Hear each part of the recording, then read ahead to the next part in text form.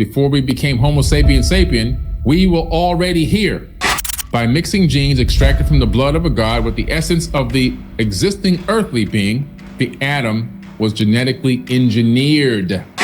Hence the notion echoed in the Bible that Adam was fashioned from clay, but it's not exactly what it meant. They manipulated that terminology to get you to believe that somebody picked up some dirt and turned it into a human being. They didn't come to the first successful Homo sapien right away. But the problem in the tablets was this: these people couldn't reproduce on their own. So this was the first of the genetic experiment that led to the Homo sapien. There's a famous cylinder scroll at the British Museum with Isis holding up the baby, saying, "My hands have created it." The first Adamu, which means first man. The Adamu, which means first man. These kings were not humans. They were these Anunnaki people. There are people who believe they're the direct descendants of these beings and that they have the right to rule over human beings still to this very day. And they came from the Bureau. They got down to earth, and this is about 450,000 years ago, according to the tablets. The Anunnaki, who are also the Atlanteans, that's the same people. The Atlantean is a civilization. Anunnaki means those who came from heaven to earth. Prior to the flood, they put the Ijiji. The Ijiji, according to these tablets, were the working class people. They worked and mined the land and create structures and cities and everything else, but they worked for 200,000 years and they got tired of working, according to the tablets. So they were so pissed off, they were so angry, the conditions were harsh, they felt like they were being converted into slaves. And so they had a coup and they decided to go against the kings of earth. After the flood, they decided to utilize this new tinkered genetically modified version of a Homo sapiens sapien. They started this project of capturing hominids and tinkering with their DNA. And they started off with this cloning system at first. So Isis says, I have an idea. She says, I'm going to take an egg from one of the women. And they took the egg and she cleaned out some of the genetic material or whatever they did. They made a zygote. They added some of their essence to the egg. They say essence, I think that's genetic modification in my understanding. They took this zygote, which is what you call in modern science, they put it in her womb. She took it the term 10 months, not 9, 10 months. And then you see her in this famous cylinder scroll holding up this baby saying, my hands have created it. She gave birth to the Adamu, which means first man. And they put Adam in this Eden, E-D-I-N. The guy who ruled over Eden was Satan, the Lord of Eden, in the tablets. And that was actually Enlil. And the Bible calls him Yahweh. They think he's God. That guy's just masquerading as God. It was never God. And this Eden was this laboratory where they would have these mating rituals between the different peoples. And when they got Adam in there, they tried to mate him with these other ones. Wasn't working out. So they said, okay, let's take some DNA from him. Let's make another one of him. They made Eve. Then they mated them and bingo, it worked. Crazy story. That was about 200,000 years ago. They also genetically modified us by taking chromosome number 2 out of our body, fusing it together and putting telomere caps on each end to limit our lifespans. And scientists now, geneticists at universities, they teach this. They say, we don't know how this happened. It's an artificial mutation that would have taken millions of years to happen, but it happened about 200,000 years ago. So the tablets line up with modern science once again. There's been a misconception going around for a very, very long time in the way that people have stated and talked about these Anunnaki beings, which are really they are the Atlanteans, okay? So when you hear Atlanteans and you hear Anunnaki, we're talking about the same people. See, Anunnaki means those that came from heaven to earth or from another place to this planet, from space to this planet. Any being from any planet, anywhere in the known universe that comes to earth is an Anunnaki, okay? It's a generalized term. Just like if you were me, right? I live in Florida. I live in a city in Florida, right? So let's say Fort Lauderdale, Florida. If I hopped on a spaceship and went to another planet and people were there and they said, well, where are you from? I'm not going to say I'm from Fort Lauderdale, Florida. I'm going to say I'm an earthling from Earth, you see? And so it's a generalized name, is what it is. Now, Atlantean is a specific name of the type of civilization that they built. They built an Atlantean civilization on this planet. And I personally believe after many decades of research and investigation, reading over 1,000 cylinder scrolls, tablets, papyruses, ancient texts, and so forth, visiting with ancient sages and wisdom keepers and archaeologists all around the world. My personal hypothesis now is that it's not just Earth that was Atlantis. It was also the moon, and it extended all the way to Mars and maybe even beyond. They were an interplanetary civilization, not just a ring city in the middle of the Atlantic Ocean that sunk. That was just one capital of many capitals that existed on this planet. But they, in fact, were a interplanetary civilization. They had achieved what we would hope to achieve in the future. But you have to remember, according to these ancient tablets, they were approximately 1 million years ahead of us technologically, making anything that they do or did or still do to this day appear to be magic. When a more advanced civilization meets and engages a less advanced civilization, the less advanced civilization will deify the more advanced civilization. It's called a cargo cult. And what you have here on this planet, you have humanity, which is one gigantic 8 billion person cargo cult. The text is written by flesh and blood people, except for one text that I know of. There's only one text that's written by one of these beings, and it's the Emerald Tablets of Thoth. The rest of these tablets and scrolls and everything else were authored by scribes, people that one of these entities would dictate to. They called themselves gods, but they weren't gods. They masqueraded as gods, but they themselves even knew that there was something above them, because they said the creator of all will answer. They will have to answer to the creator of all for what they've done to people on this planet. So they themselves knew that they weren't the creators of the universe, because they called several times in the tablets on the creator of all, knowing that there was something higher than them. And so they duped humanity. Some were nice, some were malevolent, some were benevolent. Some were good, some were evil. Yin, there's yang. Some wanted to help, some didn't want to help. Some tried to kill us off, some tried to save us. You can find this in all these different epics: Epic of Gilgamesh, Epic of Atrahasis, the Enuma Elish, and the 7 tablets of creation. These texts predate most texts that exist on the planet, with the exception of the Emerald Tablets, some of the Vedas, and maybe the only thing that will come even close to a written handed down text would be the Mahabharata, right? And so the misconception, let me get back to my point that I was talking about, is there's this misconception between people that are following the ancient astronaut theory, is that the Anunnaki created humans. Now, we have to be careful on how we state this, because according to the text, they didn't create humans. In other words, they didn't just from scratch, out of absolutely nothing, poof, there's humans here, through some type of magic or alchemy or something like that, or did they have the creation power?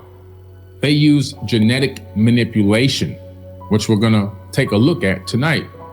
We're gonna take a look into genetic manipulation that was done in ancient times. And this is one of the very first accounts of this evidence of genetic manipulation. But going forward into the future, even into what you call the modern day Bible, you find genetic manipulation when it comes to Mary, the mother of Yeshua, AKA Jesus. I don't like calling him Jesus, because Jesus means hail Zeus, and I'm not hailing Zeus. I'm talking about a real person, Yeshua, which is his real name, right? Yeshua was also a product of genetic manipulation through something called vitro fertilization, as well as his grandmother, who was also a virgin birth, which they never tell you about that in Bible study, that Jesus's grandmother, right? Yeshua's grandmother was a virgin birth. You never hear about it. They never talk to you about that in Bible study. Not once have you ever heard that come out of anybody's mouth, except for me, forbidden knowledge. Look it up. Make sure you get all your apocrypha texts, the text that was by accident on purpose forgotten to be put into the Bible by the Council of Nicaea. That's where you find all the incredible truths at, right? In the book of Enoch, he was such an important person that he was spoken about in the Bible, but his book, which talks about these same Anunnaki beings, left out. The Bible talks about the Anunnaki. They call them the Anak in the Old Testament. They say the people that ran into these Anak say that in their eyes, we were grasshoppers in their sight. That's coming from the Bible, the canonized Bible that you take and read and pray to and everything else, right? So these are the Anunnaki, they exist. And these beings, these people that are in these Sumerian tablets, their names are in the Bible as well, but nobody ever reads the Bible, so they wouldn't even know. Elohim is a plural term. Even in the Bible, it's a plural term. They try to pretend like it's a singular term, but Elohim, the Elohim is the same thing as the 𝗪𝗔 of ancient Kemet. The 𝗪𝗔, the Elohim, they're the same exact people. The pantheon of Sumeria, same exact people. Same exact people. talking about a group of ancient people that had supreme tech and supreme knowledge. The Elohim said this, and this is what made it into the Bible. This is in the 𝗩𝗏𝗧𝗓, which predates the Bible. The people in the Bible weren't even in their papa's sacks yet, okay? They didn't even exist as a chromosome yet. They didn't even have a chromosome yet. They weren't even thought of yet. Let us make man in our image and our likeness. Does that sound familiar to you? Let us make man in our image and our likeness. Isn't that interesting? That you can find this in text that predates the Bible by tens of thousands of years. So, according to these tablets, this took place some 455,000 years ago, and but that was when they got here. But the creation of the Adamu took place around 300,000 years ago to 200,000 years ago, and that's when Homo erectus suddenly changed into Homo sapien, according to modern science. The process by which fashioning of the primitive worker was achieved is then described in the 𝗪𝗪𝗧𝗧 epic, as well as in several other texts. It involved obtaining from the blood of the god his 𝗓𝗦. Okay, 𝗓𝗦, that's probably his DNA. Scholars translate as personality or life essence, and mixing it with the 𝗓𝗏𝗕 of the Abzu. The term 𝗓𝗏𝗕 has been presumed to come from the Akkadian word tit, which equals clay, which is why it talks about using clay in the Bible. Hence the notion echoed in the Bible that Adam was fashioned from clay, but it's not exactly what it meant. They manipulated that terminology to get you to believe that somebody picked up some dirt and turned it into a human being. I would never want it to be considered that I was just turned from dirt into a person. That means I was just a lump of mud. Now I'm a person. To me, that's not magical. To me, that's just dumb. Anyway, the life essence of personality of these gods was mixed with the essence of the existing being, found here on this planet at the Abzu, which is in Africa. By mixing genes extracted from the blood of a god with the essence of the existing earthly being, the Adam was genetically engineered. So the topic of this is, did the Anunnaki create mankind? In a way, yes, but creation from zero, just from scratch? No. What they did was our cousins were already here. We had cousins here. According to these tablets, these beings came to this planet. They saw us. They didn't even care. They were like, whatever, let them do what they're doing. We're going to go ahead and start building this breakaway civilization on this planet, mining these resources and building this civilization out. They had their floor plans, they had their street grid, they had everything they wanted to do laid out beforehand. It's all talked about in the tablets. And Lil said, I'm going to create the plan for all time on this planet. They started doing their work. They went right to work. They never touched us, never interact, never messed with us. But in the 𝗩𝗏𝗧𝗓 and the 𝗪𝗪𝗧𝗧 epic, something very interesting happens, which goes back to Mars. These EGG beings, which were also related to these Anunnaki people, these Atlanteans on Earth, they said, man, we're doing too much work. Like, you got us out here laboring like slaves, and when we ask for breaks, you don't give us any breaks. How long did they work? According to the tablets, they labored for around 250 to 300,000 years, nonstop, generation after generation. They just kept working, building. No breaks, no real rest, being worked like slaves. Finally, and read this in the 𝗪𝗪𝗧𝗧 and also in the 𝗩𝗏𝗧𝗓, they say, you know what, man, this is getting to be too much, you know? I think they think we're slaves here, and we're not slaves, so we need to go ahead and get some straightening. So these beings, these EGG people, they got together while on Mars. They had a discussion about it. They said, well, time to go to war. Time to go to war against the gods of Earth. That's Anu, who was the father, and then Enlil and Ea Enki. That was the Trinity right there. All right, those three people were running the planet. So what did they do? They got in their ships and they fell from Mars to Earth. They came from Mars to Earth. These are the gods that fell from heaven to earth in the Bible to go against God, to go against Anu, not the creator of the universe, God, to go against Anu, A-N-U.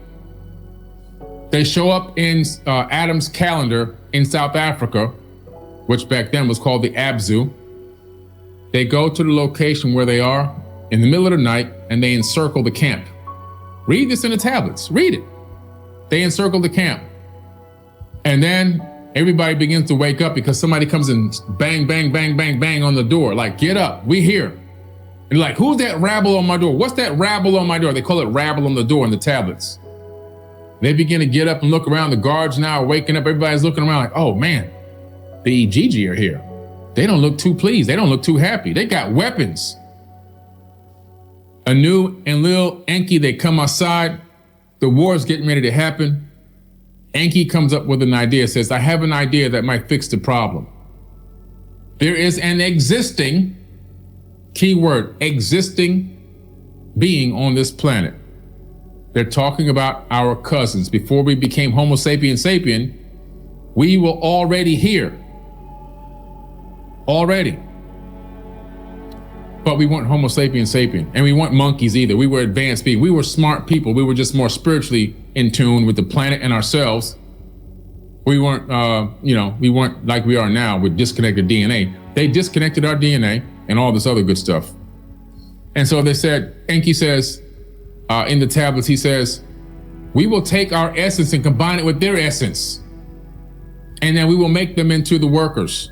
They will bear the load of the Anunnaki.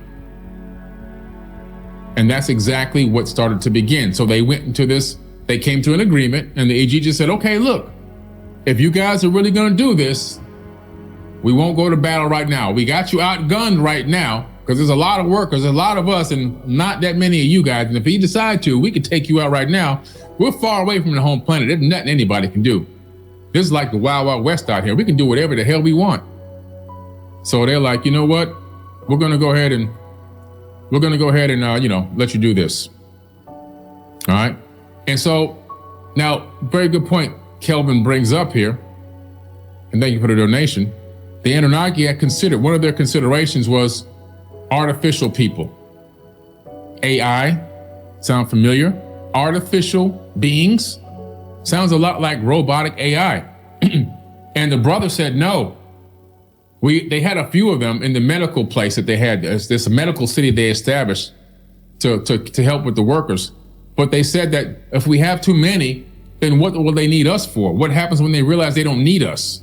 Even they knew back then that robotic AIs, too many of them, was dangerous. So they decided not to do the robotic AI. They decided to start tampering with genetics, organics. So they genetically modified the existing hominid. Now, what they did initially, if you read these tablets, they didn't come to the first successful Homo sapien right away. They didn't even come to a Homo sapien right away. They began to clone these people that were already here, genetically modify them with their DNA and everything, disconnect some of their DNA, get them to understand their language and be obedient, and they had them starting to do labor. But the problem in the tablets was this: these people couldn't reproduce on their own. It's just like when you take a tiger and a lion, you get a tigon, or a lion and a tiger, you get a tigon.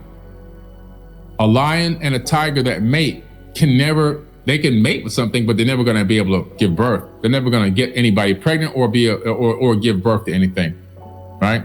They're barren. They can't do it. Same thing was happening with our cousins. They said, damn, this is a slow process. We need an army of people now. These Ijiji, they're going to come back and they're going to be pissed. They're going to destroy us. They're going to destroy us. And Chris Jackson, did the Anunnaki kill off the dinosaurs? Yes, they did, because they needed to make way for the workforce and the civilizations that they were building out here on this planet. They talk about using a directed asteroid attack or direct comet strike. So this is pretty interesting. So they're like, we gotta speed this process up. Isis comes up with an idea. She says, you know what? I'm gonna take the egg out of one of these beings, We're gonna add our essence to it. I'm gonna put that in my womb and carry it to term. So this was the first of the genetic experiment that led to the Homo sapien. There's a famous cylinder scroll at the British Museum with Isis holding up the baby, saying, "My hands have created it." The first Adamu, which means first man. The Adamu, which means first man. And so she put this egg in her womb. Now, creating an egg in this way or in fertilization in that way is called creating a zygote in modern genetics, or what we call modern genetics today. She created a zygote. She inserted it into her womb. It attached. She went 10 months, according to the tablets, not 9, gave birth to Adamu. After she gave birth to Adamu, once they got it to a matured state, they then had him begin to mate with some of these other beings that they had already been tampering with. Didn't work. Mating didn't work. Mating didn't work. They kept trying to mate. This is in the Eden, E-D-I-N. It clearly states in the tablets it's E-D-I-N, Eden. In the Bible, it's Eden. Isn't that interesting? Eden was a gigantic outdoor laboratory with guards. The same guards that they talk about in the Sumerian tablets. If you read the Bible, they have the same guards at the gates there. And these guards have weapons in the Bible. They got weapons in the Sumerian tablets. You better not try to go in or out. They keeping you in and they're keeping the people on the outside out. And then what happens? They say, well, this ain't working. We can't mate this guy.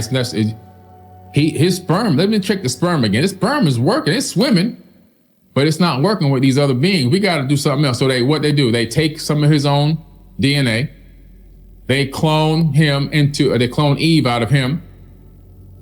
Then they mate him and Eve. And guess what? Bingo, it worked. She gets pregnant. Oh, now we got the formula. Now we don't have to keep making these damn clones. It's a lot of work. So now Adam and Eve is the first genetically modified Homo sapiens sapien that can mate with each other and have babies. So they begin to then reproduce that same experiment by taking eggs out of other women, inserting them into wombs of Anunnaki women, having them give birth and they call them the Hathors. These are the Hathors. Somebody says, do you know how our cousins got here? Yes, I do. If you talk to the ancient, the Aboriginals who I met in Australia, according to them, in ancient times, they were seeded on this planet by Pleiadians. That is their verbal handed down history for thousands of years. Not just them, also the indigenous natives of the North and South Americas. Same exact story. Interesting that this is an abandoned seed planet, that they seeded this planet with people, and then some period of time went by, they were gone. Then these Anunnaki people arrive and say, yeah, these people are just abandoned here. They don't even know what they're doing. They're just trying to learn how to develop themselves from scratch. And they took advantage of it. So back to the story. So they now have this mating thing going on. The Hathors have been doing these birthing houses, reproducing the same experiment with Adam and Eve. And now we've got, because you have to have a genetic pool. You can't create, listen to me, people. If you're a grown person right now, if you're a grown up and you still believe that 2 people can create 8 billion people, because we got 8 billion people on Earth right now, there's something wrong with you. I'm not insulting you. I'm just saying you got to rethink who you are and how high your intelligence level is. I'm just saying. Because if you go and have sex with your sister right now, you already know that baby gonna be retarded. You know this for a fact.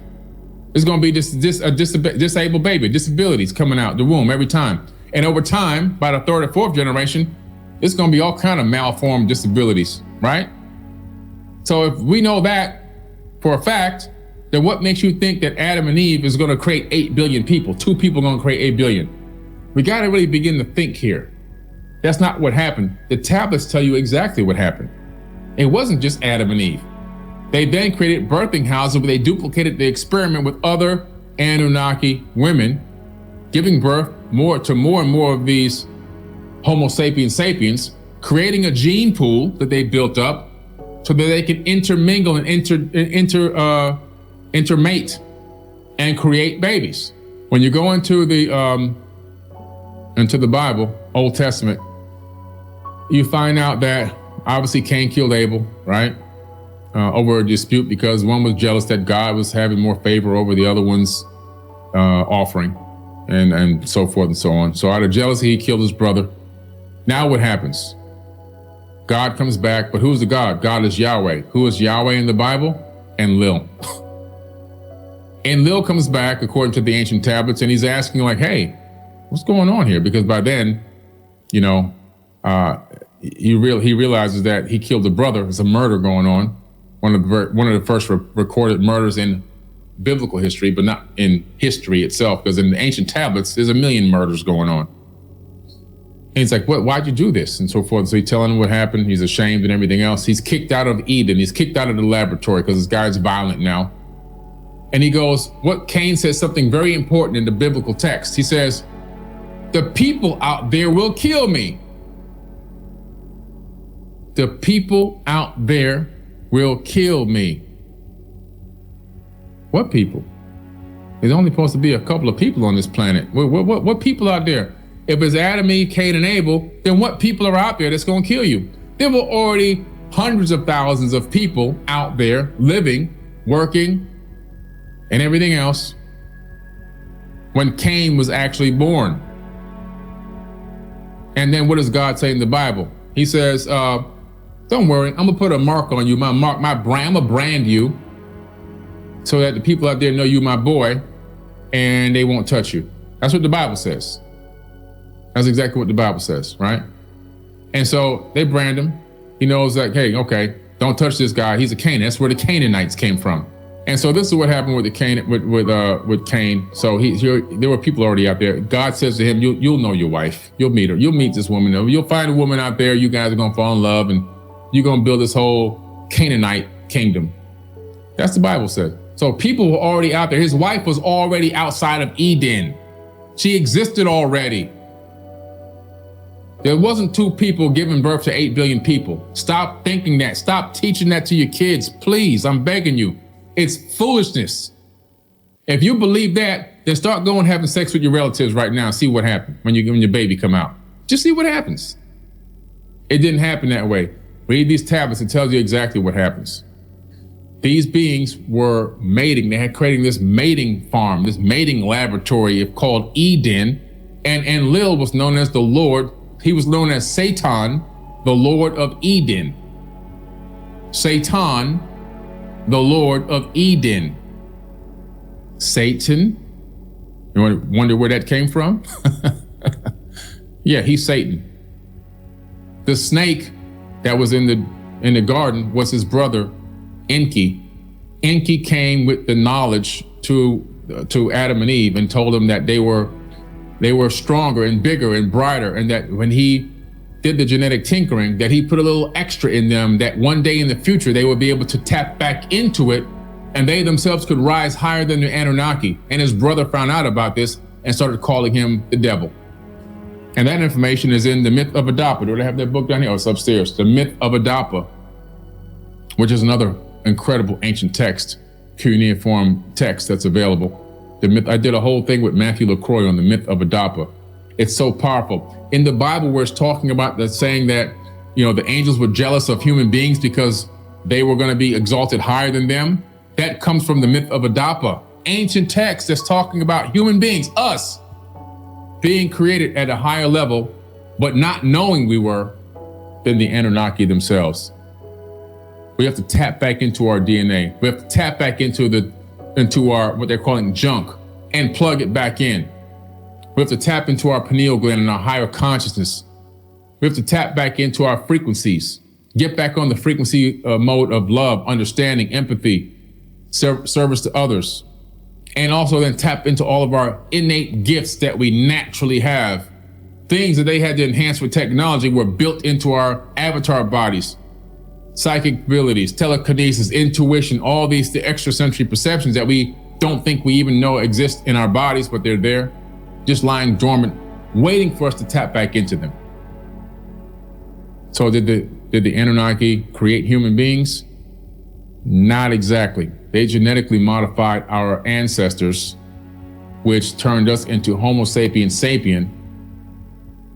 And in actuality, all of us are Anunnaki because we all have the DNA of these beings running through our veins today. So every person on this entire planet is an alien. You're all hybrids. All right, so thank you. I see the chat filling up pretty quick here. Everyone's loading on in.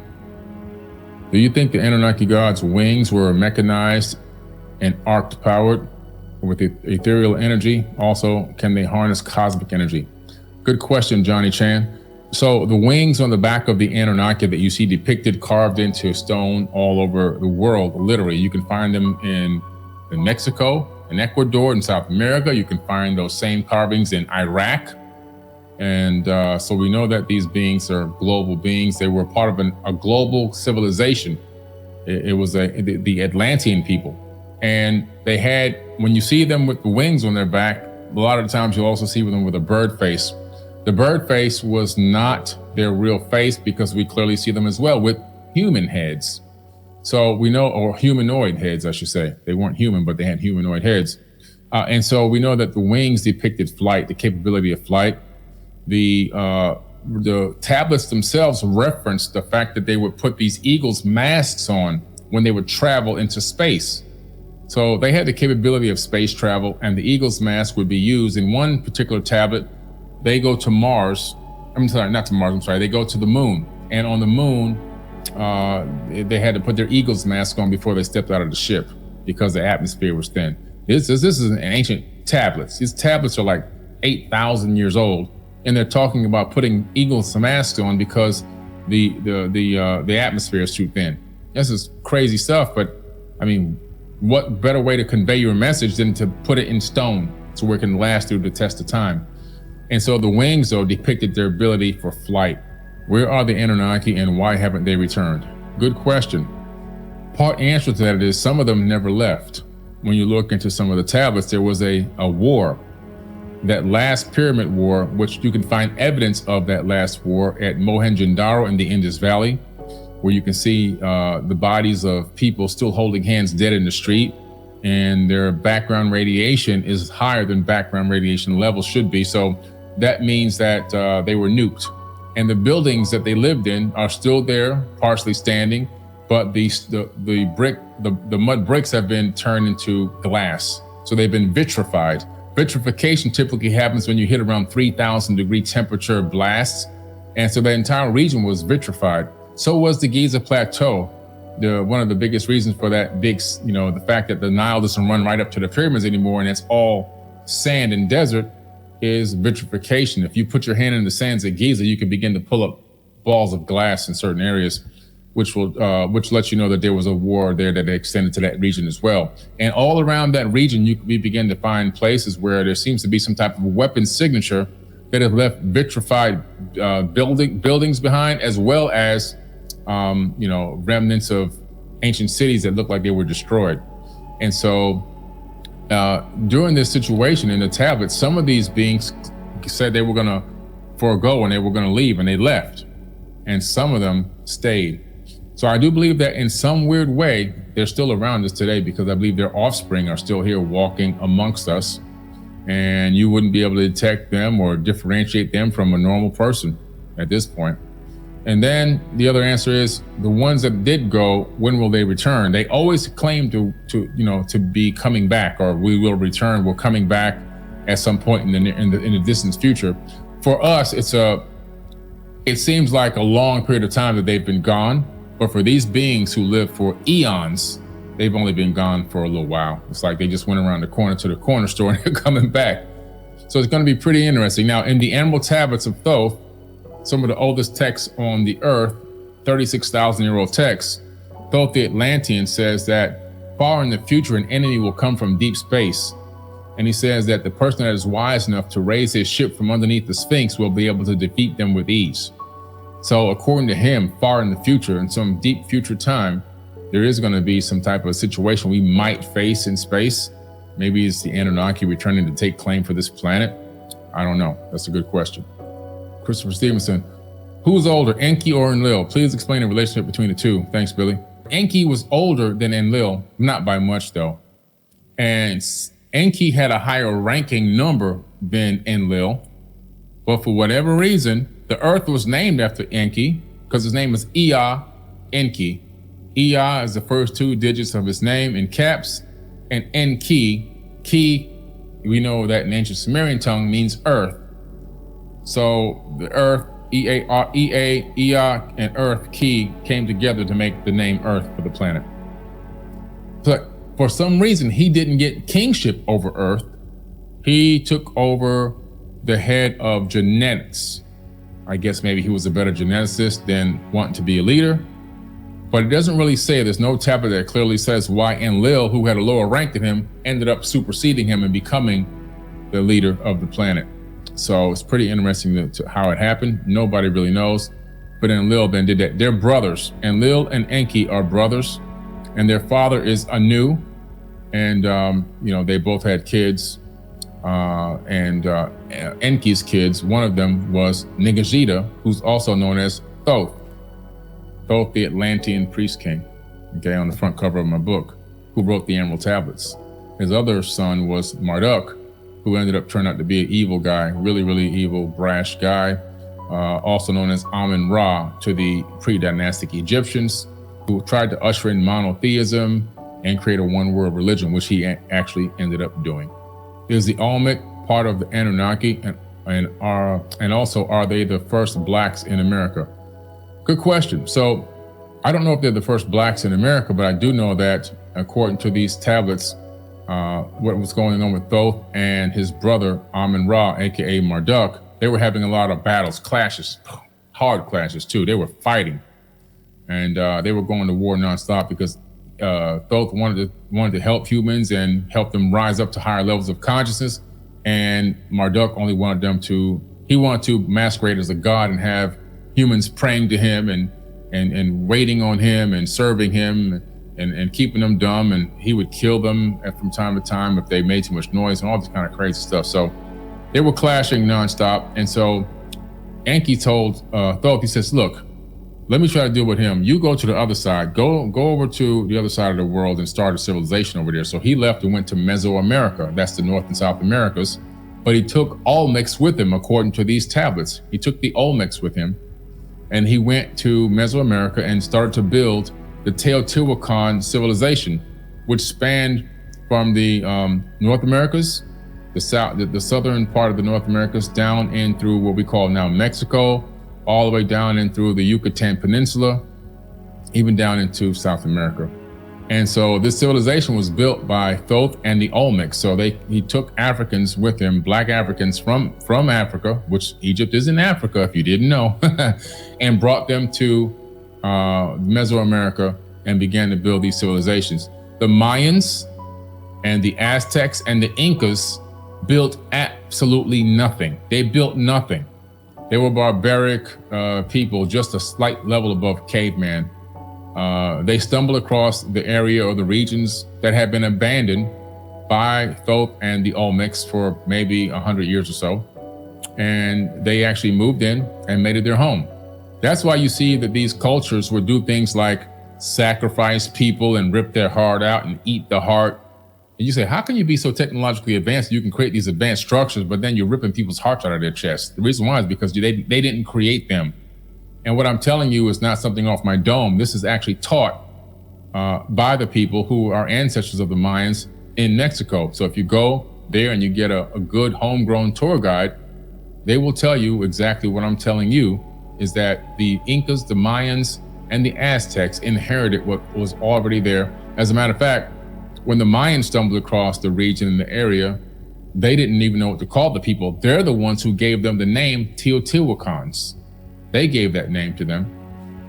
The Aztecs, I think it was almost 150 years later, they had a situation in the area they were living in where a volcano erupted, destroyed the valley where they were living. They went hiking and looking for a brand new place to live. They stumbled across what? Teotihuacan and the Chichen Itza and all of those different areas, Tulum, and they moved in. And so, they took over, and it's all about just inheriting what was already there. So much like the dynastic era Egyptians, they inherited what was already there. A lot of that stuff wasn't built yet. Now, they did build some stuff when they came into power, but pre-dynastic, when it was Kemet, a lot of the stuff was already there. And that's why you see over time, you see the structures go from super megalithic to smaller, smaller, and smaller, even less quality of building. Even some now are dilapidated and falling apart and have to be fixed because they can't stand the test of time. But the further you go back in time, the more incredible the construction technique. The closer you come towards modern time, the worse the construction technique. And it's very visible and very easy to see that as time went on, knowledge was lost, okay? Ma Watkins, what is the Nibiru? So Nibiru is actually a planet that orbits a brown dwarf star. So Nibiru is talked about. People said, there's no record of Nibiru in any text anywhere. Oh, you didn't read the text. If you get the original version of the 𝗩𝗏𝗦𝗧𝗘 and the 7 tablets of creation, you'll find that the word Anunnaki is in there. You'll find that the name Anunnaki, the name Igigi, and also the name Nibiru as a planet that orbits another star. That star is a brown dwarf. That brown dwarf star has the same mass as our sun, but is far smaller and much more dim. Hence, because of the name brown dwarf, you can only see it in 2-mass infrared mode from the Worldwide Telescope. But it orbits our sun about every 4,200 years, according to mainstream astronomers, not according to me. It's in the inner Oort cloud area, which means it's part of our solar system, and it orbits our gigantic sun. And Nibiru is a planet that is it's orbiting a star that's on a crazy elliptical orbit around our star. And this orbit takes it, like I said, about 4,200 years. And back during the time of the Sumerians, it had a slightly different orbit. The orbit has changed over time very gradually. It used to orbit every 3,600 years, according to them. They called it a shar. One shar is 3,600 years. And so these beings would count their lifespan by shars because they lived so long. So one shar would be one orbit of Nibiru around our star. And some of these beings were living for, 100 shars, 200 shars. The numbers are just, the time scales are unconceivable in some cases. But if you go and look at the stone tablet at the Ashmolean Museum in Oxford, England, it's the Sumerian Kings list, which I've seen it and got pictures of me standing right next to it. It tells you about kings that ruled for 28,800 years, 14,400 years. I mean, the numbers are just astronomical. That's the time they ruled. That's not how long they lived. Even you find that Thoth, aka Jehudi, whatever you want to call him, from Africa, ruled over the land of Kemet for 14,000 years on his own as well.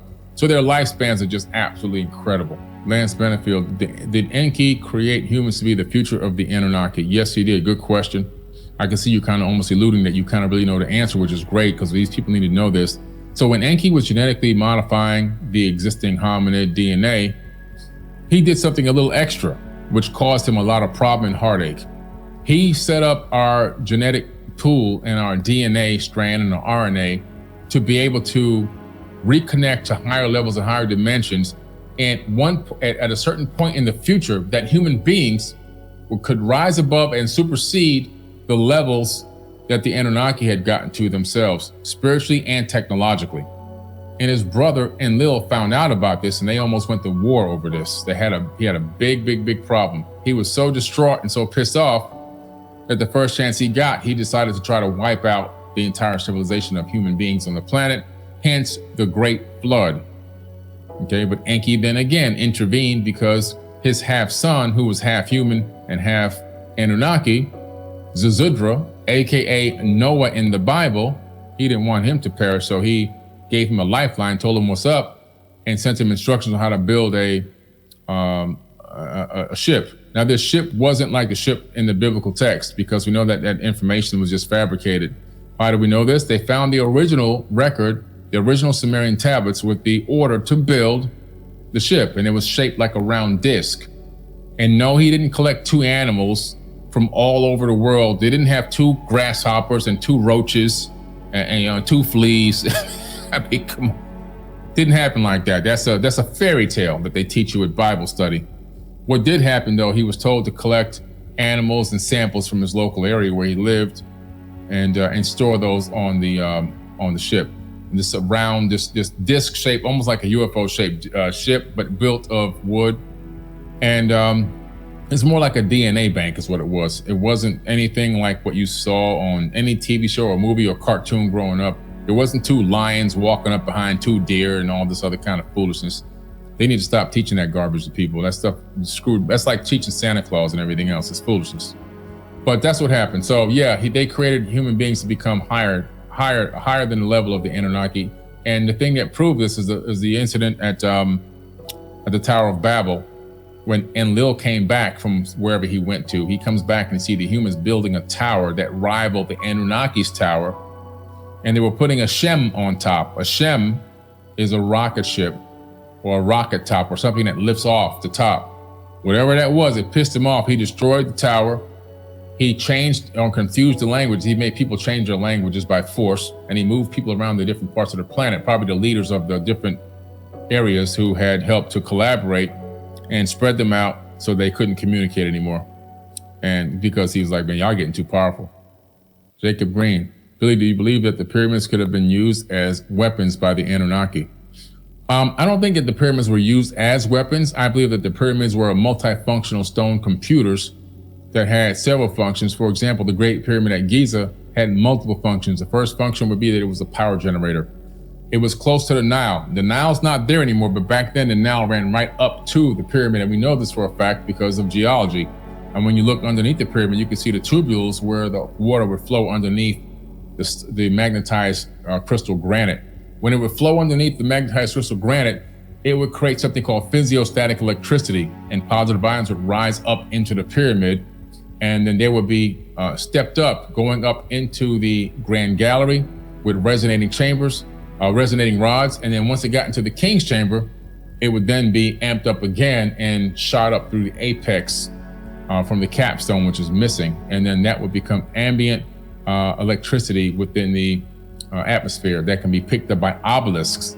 So the crystal obelisks were like antenna that would capture this ambient electricity and then transmit it to JED pillars. If you had a JED pillar with you, you can pick up the energy that's in the atmosphere, and you can connect a cable to the JED pillar, to a light bulb, to a device. They had electroplating back then. We already know this because we found millions of pieces of electroplated gold. We found the fact that they have etched into the stone that they had light bulbs. We know they had light bulbs because when they did these underground crypts and all these tombs with all the painting, in these areas where there's no oxygen, except for what comes in through the opening, there's no way to pivot mirrors to get the light to go in there. There's no soot because they didn't burn torches. So we know that they used light bulbs to do this amazing work. So they had technology, they had electricity, and the pyramid was that. Also, the pyramid was a communications device, the Great Pyramid. The shafts that come out that point at the different star systems are aligned with Aldebaran, Orion, Sirius, and various other star systems. Well, at certain times of alignments, when those shafts are perfectly aligned with those stars, something incredible happens. Water from underneath the pyramid would flow into the Queen's chamber, which used to use a version of electrolysis to extract hydrogen from the oxygen, from the water, from the H2O, and it would then beam hydrogen towards those stars. Why hydrogen? Because we discovered that the best way to communicate, if we're trying to communicate with ET, is on the hydrogen frequency. And so they would piggyback a message on that hydrogen and shoot it towards those star systems, kind of giving them an update. In my opinion, this is my own hypothesis now as to what's going on down here, where we are, how far we've advanced, what we're doing, or whatever. But I believe that's what it was. And so, that's just a couple things. But then also the dimensions of the Great Pyramid gives you so much information about the Earth. You can, based on the dimension of the pyramid, you see that it's 432,000 times the scale of Earth. So if you scaled it up 43,200 times, all of a sudden you realize that it fits directly inside the sphere of the Earth. It can calculate the distance of the Earth to the moon, the Earth to the sun, the speed of the Earth on its axis, the speed of the Earth around the sun, and the speed of the sun around the galactic equator, and even the speed of our galaxy amongst the local cluster. That's a lot of calculations built into one structure. Pretty amazing stuff. Ryan D. Billy, why are the Anunnaki so prevalent in the ancient past, but now nowhere to be seen in the present day? Well, kind of covered that a little bit. They had a big war, and during that war, a lot of them left. This Earth, this planet became an abandoned seed colony. That's what this Earth became. It was a seed colony before the Anunnaki got here that had risen to its own high level of technological advancement. And then something happened, most likely a geological disaster, and that collapsed us. And then the Anunnaki came here, which are the Atlantean people, and they took advantage of our down or fallen state. We were back into caveman stages, and then not that we were cavemen, but we were living off the land. We weren't technological at the time that they arrived. They took advantage of that. They took advantage of our ignorance, and they masqueraded as gods. So now in modern times, I mean, to us they've been gone for a long time, but in reality, it's only been not that much time at all, less than a blink of an eye, on geological timescales. And so the fact that these beings are still out there, probably still coming by, probably still watching and checking up on us, the ones who decide to stop by and take a look. Oh, look, we used to run this place. Now look at this. Look how they got it going now, And so it's pretty interesting. The Black Knight satellite could be transmitting updates to them on a consistent basis, telling them how far we've advanced and if we're taking weapons into space. Maybe that's a big concern for them. Maybe if we get to the point where we begin to take weapons into space, then they'll show up and we'll have somebody to contend with. But we'll see. The Johnny 374, did the Anunnaki use industrial hemp? I don't know if it doesn't specifically say hemp, but it does show that they had access to marijuana, and they used to utilize they used to extract the oil from the marijuana. They didn't smoke it. They extracted the oil from it, the THC and the CBD, and they would mix it with monatomic gold and colloidal silver to make something called the elixir of life. And they would give it to the heroes of old, or they called them the savants. It would be for healing them, for healing wounds and organs and injuries, and keeping their mind clear and functioning properly and all that kind of good stuff. So Guadalupe, when is the planet Nibiru passing through? So the planet Nibiru is so far away, and its orbit is so far away as it orbits its brown dwarf. It's not going to really have any effect on us other than a gravitational wave. That gravitational wave is going to create warming of ice caps and cores, and because it creates friction, and which could cause some slippage on some tectonic plates. Could see some extra earthquakes on its closest approach, but it won't collide with us. It won't collide with the planets in our solar system. It's not going to create a global disaster. It's not going to end life on the planet Earth, by the way. So just to let you know. Don Solo, Billy, what do you think of Enki, aka King Yahweh? Is he back? So Enki is actually not Yahweh. Enlil is actually Yahweh. So there's been a little misconfusion there with who is which. So when you go into the tablets, you discover that Enlil is actually Yahweh, and Enlil was the one that was treating people harshly and evil. And then when he almost got kind of caught doing it, he started blaming the evil acts that he was doing to people, to humans, on his brother Enki. And then he started to call his brother a serpent and a snake and Satan, the devil, and everything else, because people started calling Yahweh Satan, the Lord of Eden, because he was the Lord of Eden. And he was like, no, he's the evil one, him. So he was like, he started trying to put the blame on his brother. Cold World, is Enki or Enlil Marduk's father? Enki is Marduk's father. And so Enki is responsible for Amun-Ra. So if you say Amen at the end of your prayer, then you got to thank Enki's his offspring for that one. Okay. Cully Duncan L. Did the Anunnaki use particle colliders and a black hole technology to harvest ether and prima materia on Earth? That's a good question. Now, if I were to just answer that question, I couldn't give you any source material for the answer. So I can only give you my hypothesis, but I can't give you any backed up sources, which you guys know I like to bring always. I like to always talk with sources, and if I don't have a source, I'll tell you my own hypothesis of something that comes out of my own head. Now, I think that they had a lot of technology. They appeared to have been about 1 million years older than us or advanced than us, which is a lot of years, because look where human beings came from only 100 years ago. We were in a horse, buggy, and carriage, right? Horse, buggy, and carriage. And now we have the capability of putting probes And we have a probe now that has already left the outer Oort cloud. It's gone, all right? It's already interstellar space. So we've come a long way. We've got quantum computers now. We've got DNA storage hard drives and all this kind of stuff. Teleportation has been accomplished. We've got a lot of accomplishments we've done in 100 years. Imagine another race of people that are 1 million years ahead. The technology that they can have, that they can wield, would be unimaginable. It would look like magic in our eyes.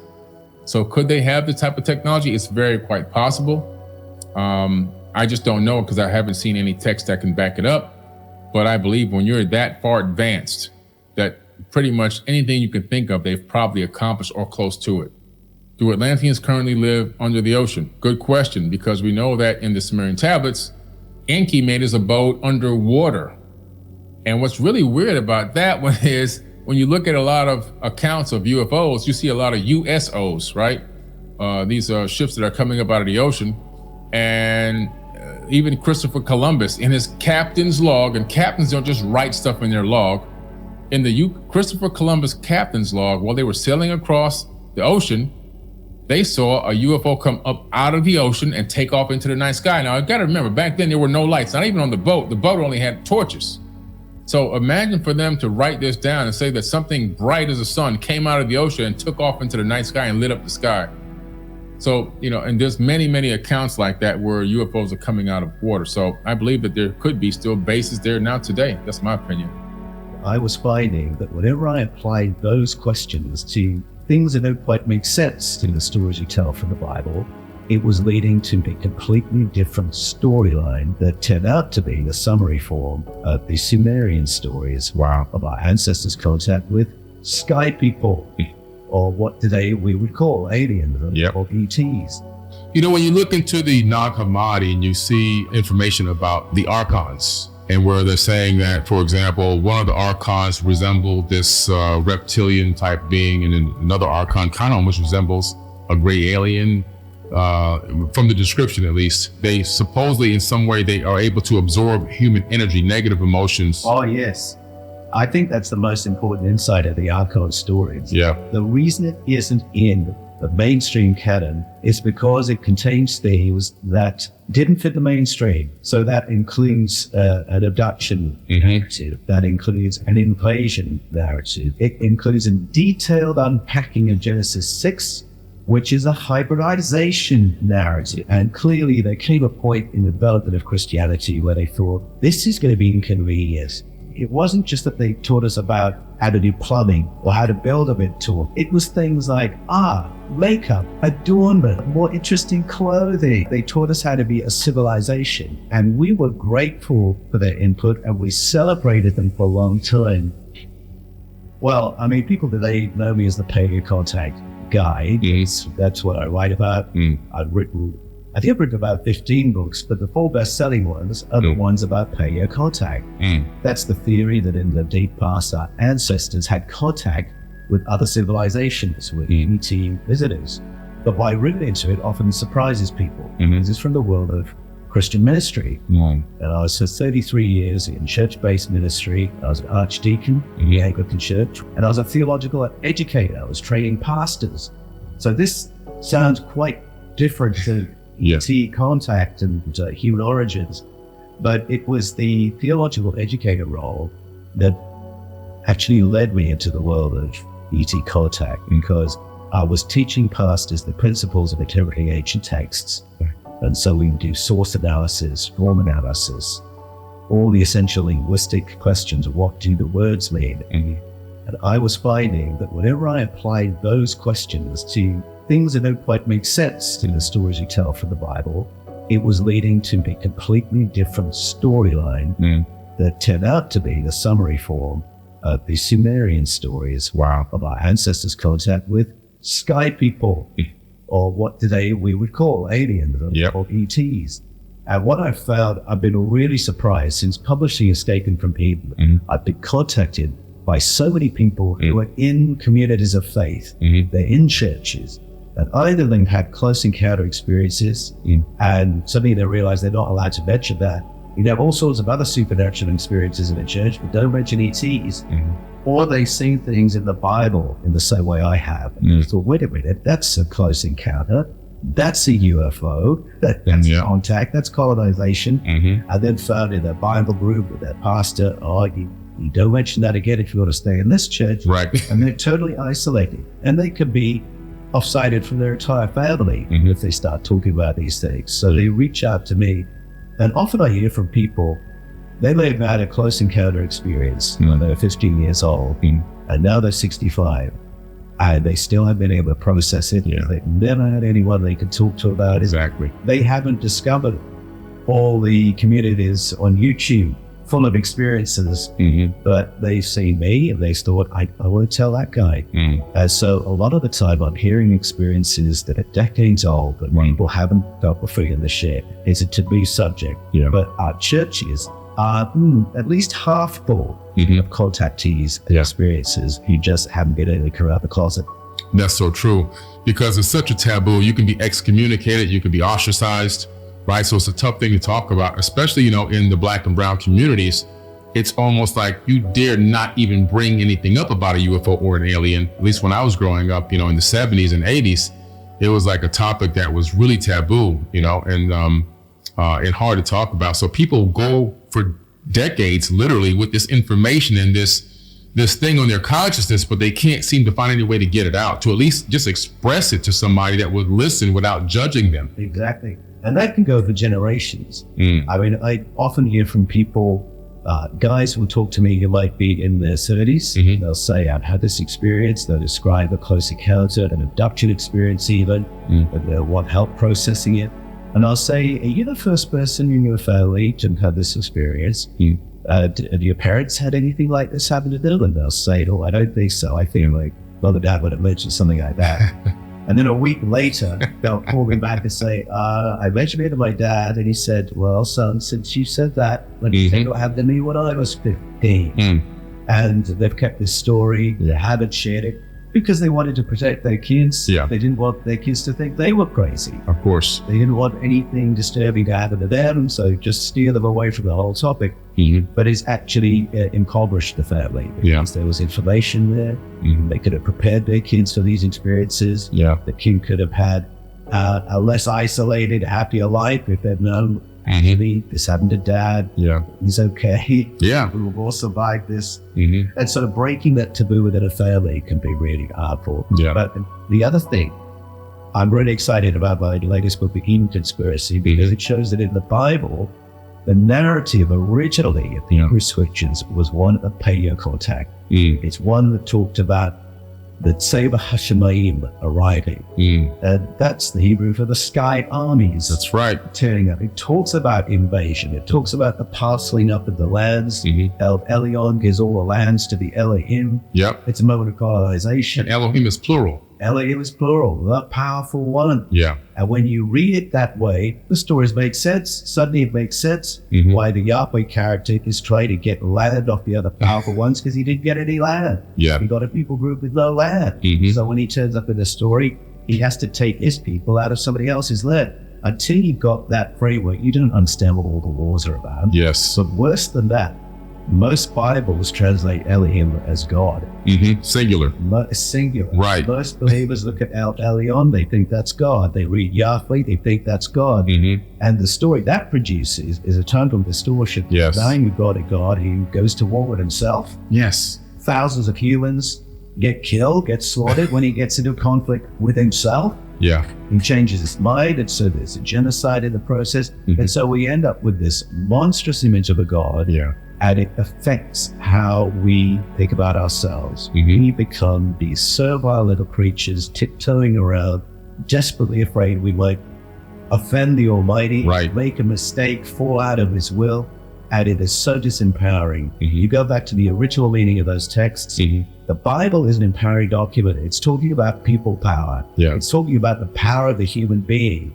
And you read the stories realizing our ancestors went to great lengths to get this information to us so we could know what our true power is. And then along the way, editors, redactors, let's change how that's told. They turn it into a story that suppresses us and makes us knowledgeable. Right. There's a remix going on.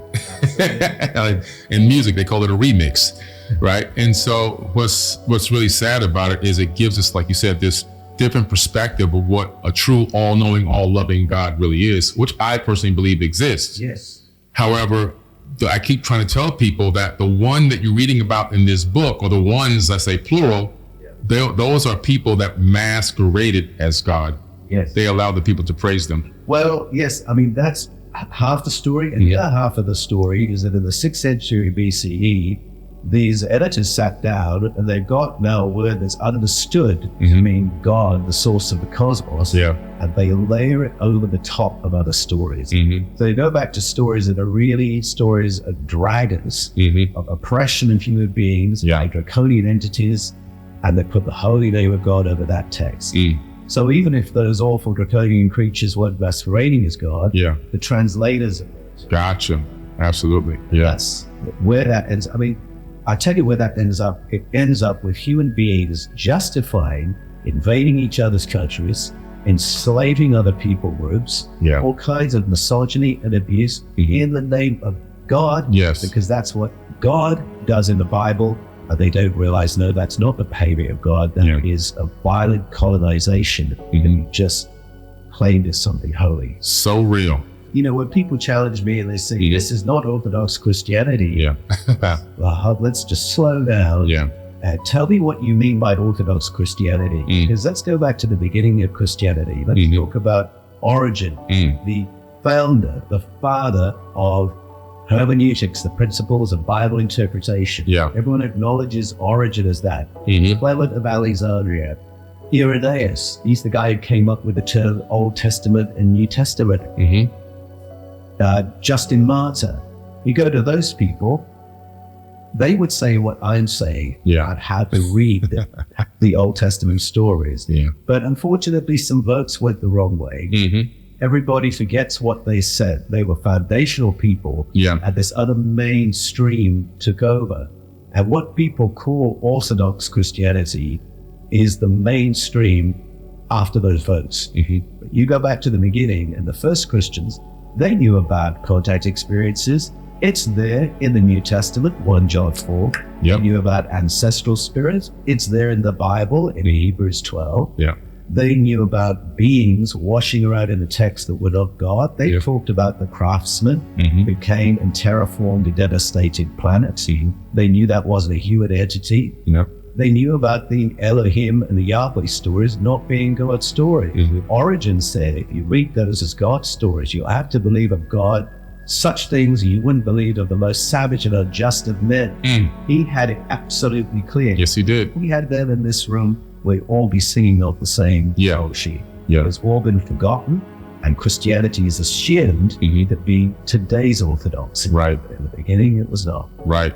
And to add more credence to what Mr. Paul Wallace is saying, if you just simply read the book of Deuteronomy, your eyes will be opened and realize that, wait, this can't be God telling people to kill women and kill children, and it's okay to rape women and all. It's just not the creator of the universe. The creator of the universe is not interested in raping a woman, right? And sending you to a war halfway across your region to people you don't know because one person doesn't worship me properly, so wipe out the entire town and bring the spoils back to me.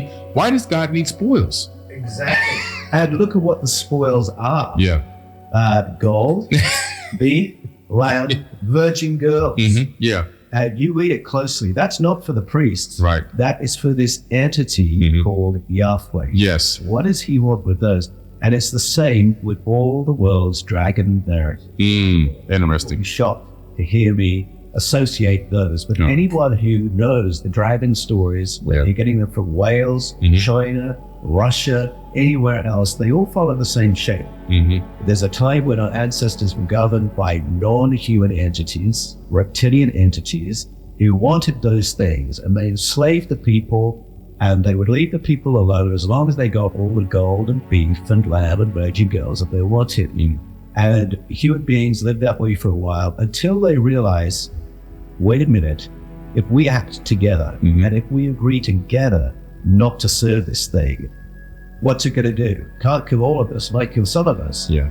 And they reach a point, and we've seen this in human history, and this happened in the Philippines, where the people couldn't be terrorized anymore. Yep. Terror had been used for too long. Yeah. And people reached the point of saying, what they're going to do, they could only kill us. Mm-hmm. And when the people reach that, it pivots into a kind of courage. Yeah. They come together and they say, no, we're not going to work for you any longer. That's it. That story is in the Bible. Read 1 Samuel 15. That's when the people come together and they say to Yahweh, no more beef, lamb, gold, virgin girls for you. Mm-hmm. We're going to be led by a human being henceforward. And it was like, if I could say the scales falling from my eyes, I reread that Yes. after doing the research on Elohim and Yahweh, and I realized this is a dragon story. Yeah. And that name originally was associated with the dragon story. And there are actually phonetic clues in that name that it is a dragon narrative. Now, once you made that switch, you reread all the stories of the Bible and you recognize there are lessons about people power, the dangers of covert government, issues of hidden hands and geopolitics. It's an incredibly broad education that's in the Bible. So to someone coming to me saying, look, the Bible's true, stop messing about with it, I would say, yeah, it's full of powerful information. And we should stop messing about with it. Let's go to the root meaning. Right. Let these stories emerge. You know, when you look into the 𝗪𝗘𝗦𝗧𝗘 and you see information about the archons, right? And where they're saying that, for example, one of the archons resembled this reptilian type being, and then another archon kind of almost resembles a gray alien, from the description at least. It's pretty interesting that they supposedly in some way they are able to absorb human energy, negative emotions. Oh, yes. I think that's the most important insight of the Archon stories, which the original Christians talked about. So the Gnostics, they weren't some add-on or some alternative fringe. They were the original Christians before Orthodoxy became the mainstream. And the thing about an Archon is exactly what you said, Billy. It is an energy-based being that feeds off the energy of biological life like us.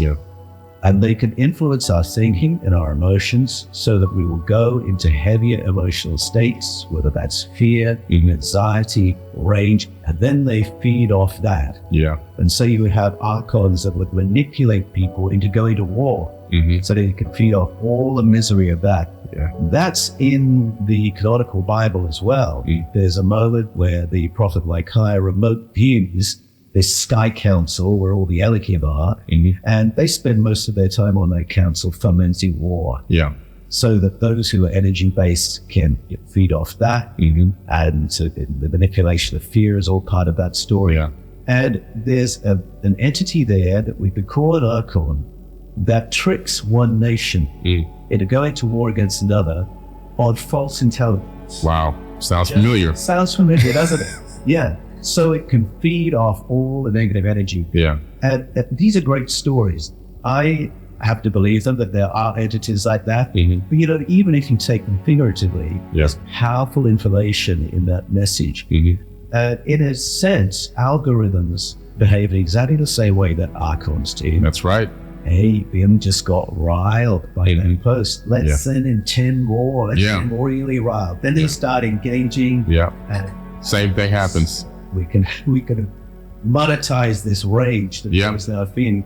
And I think if you understand how algorithms work, that's a real insight into how archons work. And I happen to believe we are surrounded in a soup of company, some of whom predate off us in that way. And the message, to take kind of messages, you've got to be very intentional about your emotional state. If you are beginning to be called into a funk, you want to recognize that and check that quickly. If you're beginning to live angry from morning to morning, recognize that, you want to check that. You control your emotional state. Don't be manipulated. I mean, if I lived in Fort Lauderdale, I wouldn't watch the TV. Because on a daily basis, I'm seeing adverts for sickness on a daily basis. All these adverts saying, you know, is your water killing you? You might not be sick now.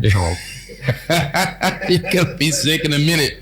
And then all the side effects roll underneath the... Yeah, so I'd be in a perpetual state of anxiety. Yeah. And I didn't want to go out today. So you've got to be very intentional about your intake. Yeah. And just recognize the signs when you're going into not a good emotional state and check it. Do something to get yourself in a better headspace. Yeah. Because if you don't, you're going to spiral in one direction or another. It won't be benefiting you. No. It'll be benefiting something else. That's so true. When you started looking into the scripture, how did it then lead you to ancient texts and tablets?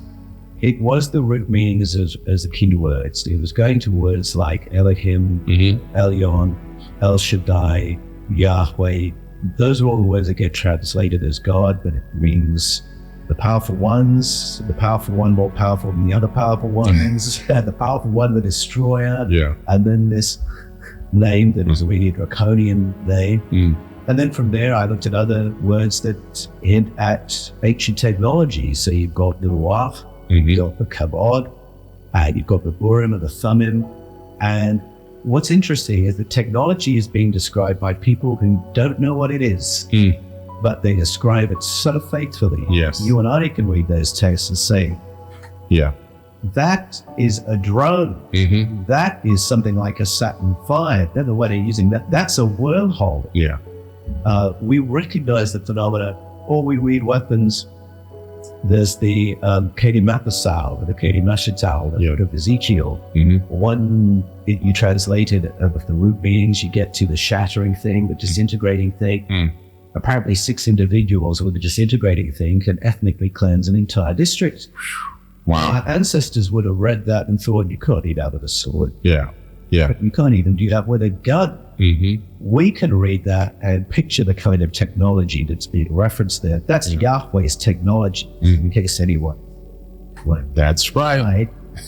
And he wanted those people ethnically cleansed. Yeah. Purely because they remembered he was one of many. That's right. And he wanted all the carvings of the sky armies that say the Hasholeim destroyed. Anyone who wouldn't go and show public grief that those carvings existed, get rid of them. Get rid of them. People read that, they find it hard to imagine, but I would just say to them, there are countries mentioning no names in the world today that if you don't go into the public square and show open grief because your great leader is sick or has died, you run the risk of your whole family being executed. Facts. That's this world in the present. Right now, 2023. That's the kind of leader Yahweh was in the book of Ezekiel. So all these narratives are there that when you are a preacher and when you translate those as God texts, you have to tiptoe around them. You know they're crazy.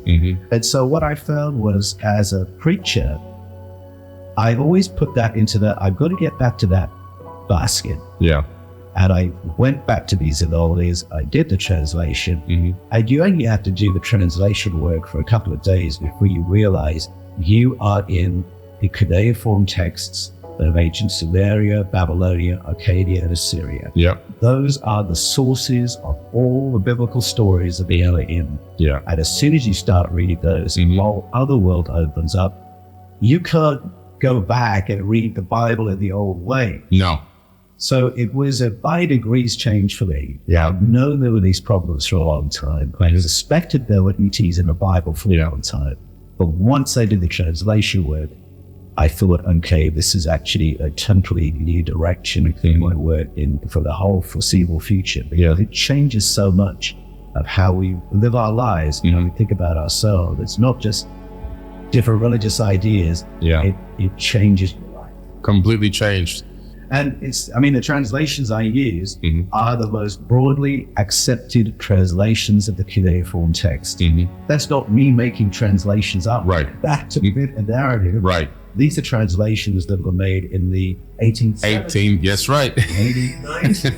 And the narratives of ETs were there from that time to this. Yeah. And it's just a matter of now saying, let's stick to the implications of this. You know what's interesting?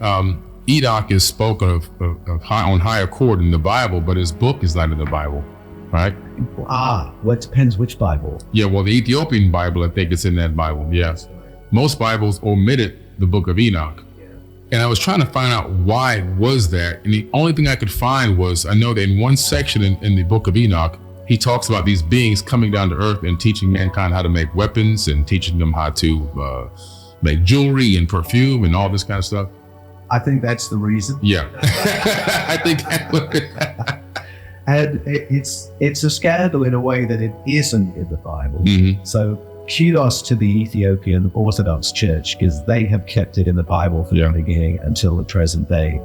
But I think that it should be, because the writer of Jude in the New Testament assumes all his readers have read the book. And when he quotes the biblical Enoch from the book of Genesis, he quotes the book of Enoch word for word.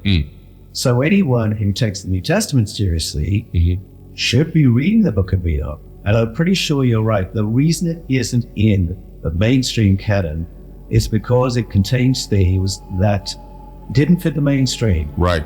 So that includes an abduction narrative. Right. That includes an invasion narrative. It includes a detailed unpacking of Genesis 6, which is a hybridization narrative. Yes. And clearly there came a point in the development of Christianity where they thought, this is going to be inconvenient. What we really want here is a religion that's pyramid-shaped, with the emperor and God at the top, and then the people at the bottom paying, praying, and obeying. The idea that actually the universe is more complicated, and they all might be having contact experiences, and they might be getting accurate information from somebody other than their bishop or the emperor, who can't be dealing with that. One news agency only can one source of information. We don't want contact as part of the faith, even though it's there in the Bible, 1 John 4. Right. And I think the themes of visitation, hybridization, and then what I find really exciting, more than those, is a story of humanity's great leap forward. It says that we went from being creatures that lived in animal subsistence on the planet's surface to civilization builders because of non-human entities who came from outer space and taught us how to do these things. And I love that the book of Enoch unpacks that enough to say it wasn't just that they taught us about how to do plumbing or how to build a bit tool. Right. It was things like makeup, adornments, more interesting clothing. They taught us how to be a civilization, and we were grateful for their input, and we celebrated them for a long time. And in the conspiracy, I point out, you go to the prophet Jeremiah, he tells you openly, there was a time where you could go to every high hill and under every green tree, and you'd find an installation saying, thank you to Asherah. Wow. Who came from outer space, from the Pleiades, to teach our ancestors how to become a civilization. And that's primitive Judaism. A remembrance of that great leap forward and all those who came and helped us. And then you get Jeremiah here, 2 Kings, the king comes along, he says, I want to obliterate every memory of that. I'm going to destroy the carvings. I'm going to knock down the temples. We're going to illegalize the ceremonies. We're going to disband the priesthoods. I'm going to turn this into a religion with one God, Yahweh, the violent one. Because then you can justify anything. Exactly.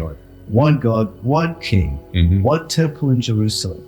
All the ties of the whole nation can come to Jerusalem, thank you very much, to the high priestly family there. Forget all the other priesthoods. Forget all the other temples that the kings, the Jewish kings had set up. And I think a lot of people don't know that primitive Judaism was a celebration paying a contact. And then you get Jeremiah, 2 Kings, and the narrative is changed so that everyone will forget. Exactly.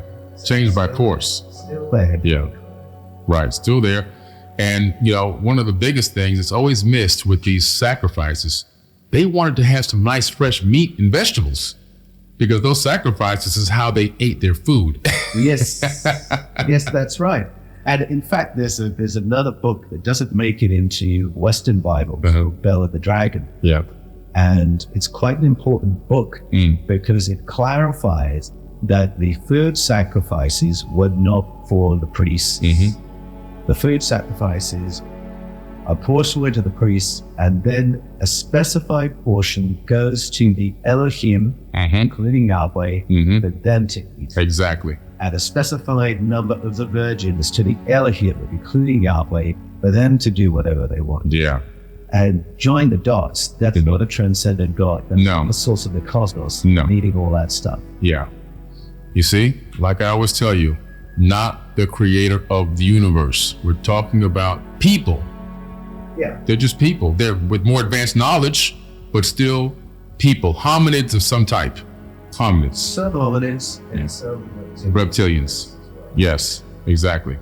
Which is interesting because I want to study the 𝗪𝗦𝗕𝗦𝗧 culture out of that region. I have some of the remakes or the I guess the scale models of some of the artifacts of the 𝗪𝗦𝗕𝗦𝗧 culture, those reptilians.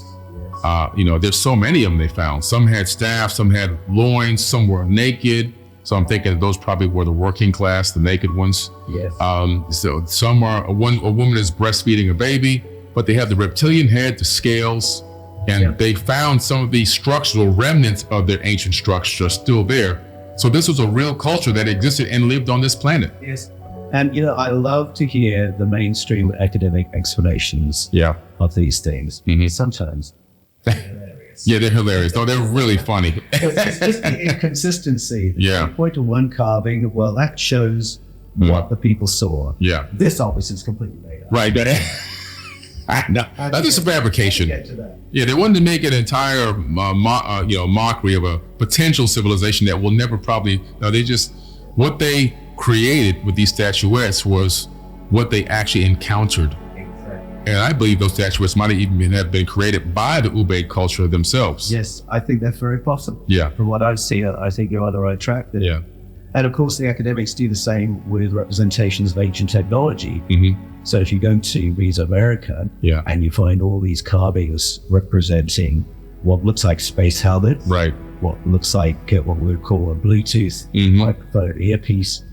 If you ask the guides in the museum, why did they carve that? The answer is, well, those are symbols that imply advancement, higher intelligence. And so the kings, the priestly kings and queens wear these so they look like an advanced being. Oh, really? Is that what the advanced beings wore then? Oh, I didn't mean it literally. Hold on. Why does something like a Bluetooth represent advancement? Why does something like breathing apparatus represent advancement? Something like a helmet, space helmet, something like a space shuttle. Why did they pick those symbols to indicate advancement?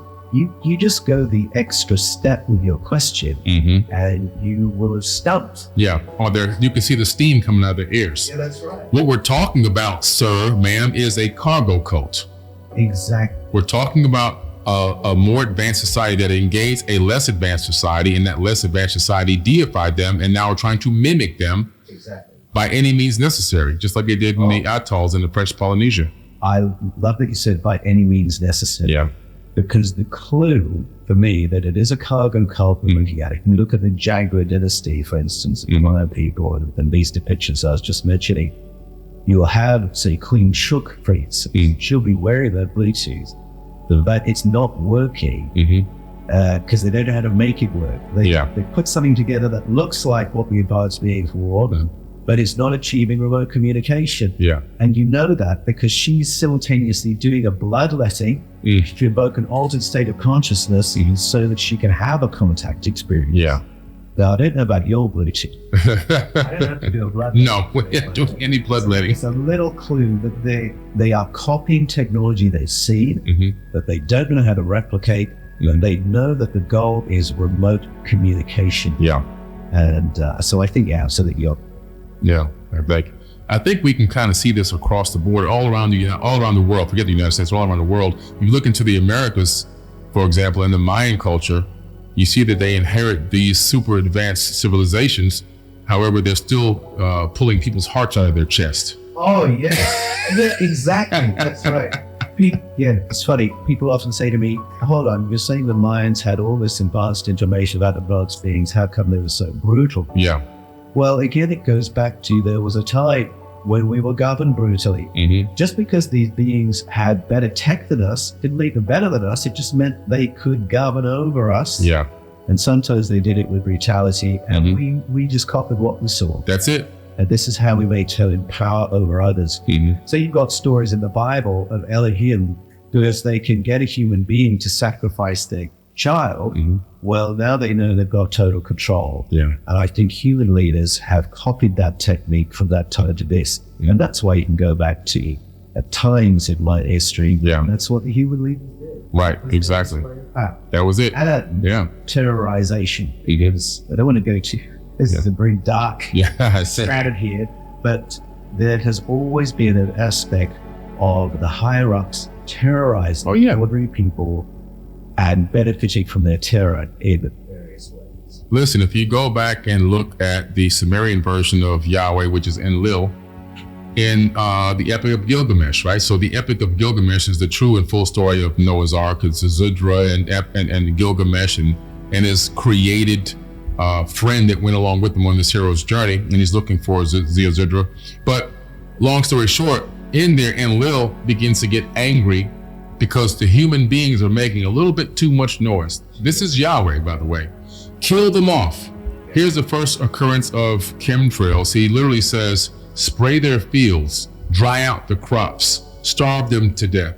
You know, so we're talking about a being who's being looked upon as a god, who, whenever he gets good and ready, decides, oh, just call these humans off. Just remove. There's just too much noise. Oh, they're always hungry. They're always clamoring about. He goes, just kill some more. So you see this brutal, what you're talking about, this brutal way of ruling over them, showing them that their life was completely worthless and meaningless to them. And they would just kill them off whenever they wanted to. Exactly. So he's there saying there are too many of them, they're too noisy, cull them, for the sake. And so he does that spray. There's a spray story in the Mayan tradition as well. Oh, wow. Where the progenitors, as they're called, who are reptilians, feathered serpents, they again say these human beings are just too much, they're too difficult to manage, they're actually too intelligent. We didn't need them this clown. And so they go back to the chief genetic engine, which is 𝗪𝗪𝗪𝗪, so-called 𝗪𝗪𝗪𝗪. Can you dumb them down? And he comes up with a vapor. When sprayed over human populations, brain damages them. Wow. So that they're limited to the immediate surroundings, their five physical senses. And beyond that, they'll have to rely on an authority to tell them what's going on. We can work with that, they said. So, I mean, goodness me, the brutality of brain damaging a whole population so you can manage them is a very, very similar ethic. And you talk about 𝗪𝗏 being the Yahweh character. He is sometimes in some of the Yahweh narratives, and it's often in the nastier narrative. So it's there in the flood narrative as well. As 𝗪𝗏, he says, we'll kill them all with a flood. And then 𝗪𝗏, he is closer to the human beings because he's in charge of Project Earth, and he wants to rescue Project Humanity. And so he comes up with the rescue plan of the Pishtim, as you said, Drahasis. And that's how the story goes. So you've got the younger brother 𝗪𝗏 is awful, and then 𝗪𝗏 does a rescue job. But what happens in the Bible is worse, because Yahweh is 𝗪𝗏 and 𝗪𝗏. Right, they combine some of the two attributes together. So he's actually double-minded. So he makes the humans and then changes his mind. He's sorry for what he did. And you created this insane monster. And then, if you want to stay in the mainstream with Christianity, you have to justify it. You have to justify it. Say, well, no, that's fine. Don't question God. Don't question God. Don't question God. And so there we are. You really have to suppress your entire conscience to take that as a God story. I did a video recently on the Paul Wallace channel with the title of Did Jesus Worship Yahweh? Got a lot of attention. But I pointed out in that video that if you want to read those stories as God stories, the only way you can do it is to start justifying awful things. Start justifying genocide. And I had a whole heap of people coming on and saying, there's nothing wrong with genocide if God done it. I had the same thing. Prove my point. I did a video called Could the God of the Bible Be Satan? So it's the same message. Same message. I think it's at 1 million, 2 million views or something. But same thing. A lot of the comments were like people going, no, this is what God, this is how it was back in the day and it was okay. And I'm like, no, it's not okay. No, it's not okay. Not okay. And this is why, you see, Christians are entrained to believe there's continuity between the Yeah. Stories of the Elohim, stories of Yahweh, you can what Jesus is all about. And it's not continuity. No. Jesus came to set people free. Yeah. And he sets people free from Yahwism, which is why when you get to Acts 15, the apostles are all saying Christianity is not built on Yahwism. To get faith in those laws or belief in those stories, Christianity is going to be built on something else. And the only way they can come to that decision was because Jesus put clear blue water between his idea of God, the source of the cosmos, and these awful, violent stories of beings who came and stole and killed and destroyed. These awful stories of the father of lies and the one who was the murderer from the beginning. He's not talking about the source of the cosmos. Yeah. And he called Theos, father, daddy. Yeah. He's talking about the Elohim and Yahweh stories. And right. I don't like it. Exactly. I think there's a wonderful definition of God that I find in the New Testament of the Apostle Paul, because he's talking to a non-religious audience one time, and he says, by God I mean, or by Theos I mean, the source of the cosmos and everything in it, that in which we all live and move and have our being, of which we are all offspring, as one of your own poets has said. And what I love about that definition, there's no anxiety. No. There's no separation anxiety. It's not you are separated from God until you had to claw your way back into the No, you are an emanation of God. You're an expression of God.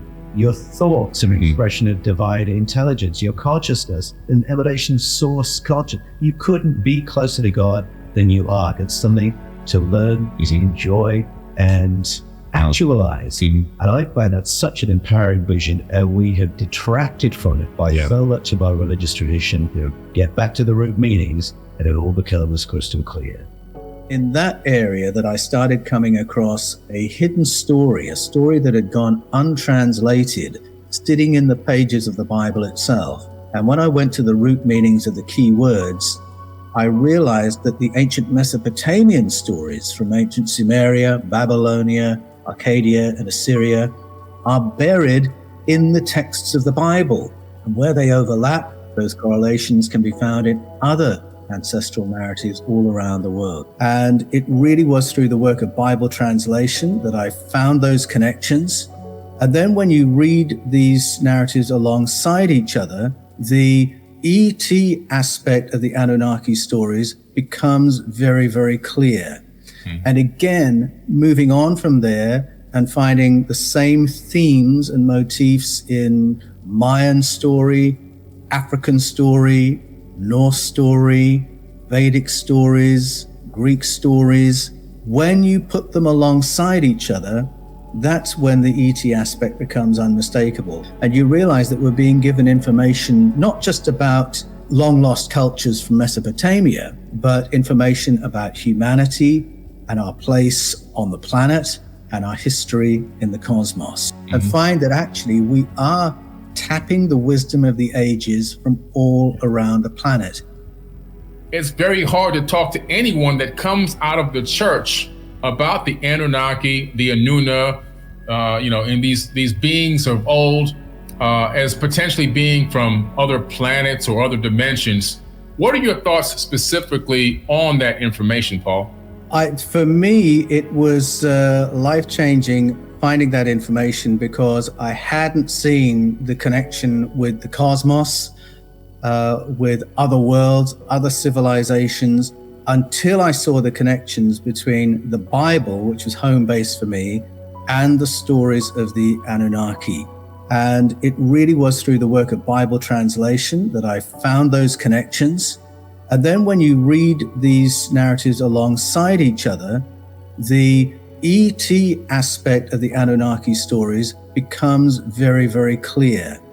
And again, moving on from there and finding the same themes and motifs in Mayan story, African story, Norse story, Vedic stories, Greek stories. When you put them alongside each other, that's when the ET aspect becomes unmistakable. Now, there are scholars who look at the Anunnaki stories and they don't see them necessarily as ET narratives. They might interpret them another way, but I think that's only possible when you read them in a bubble.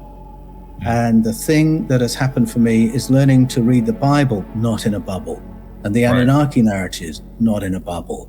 When you read them alongside each other, the technological aspects suddenly become really stark. The interstellar aspects become really stark and become completely unmissable.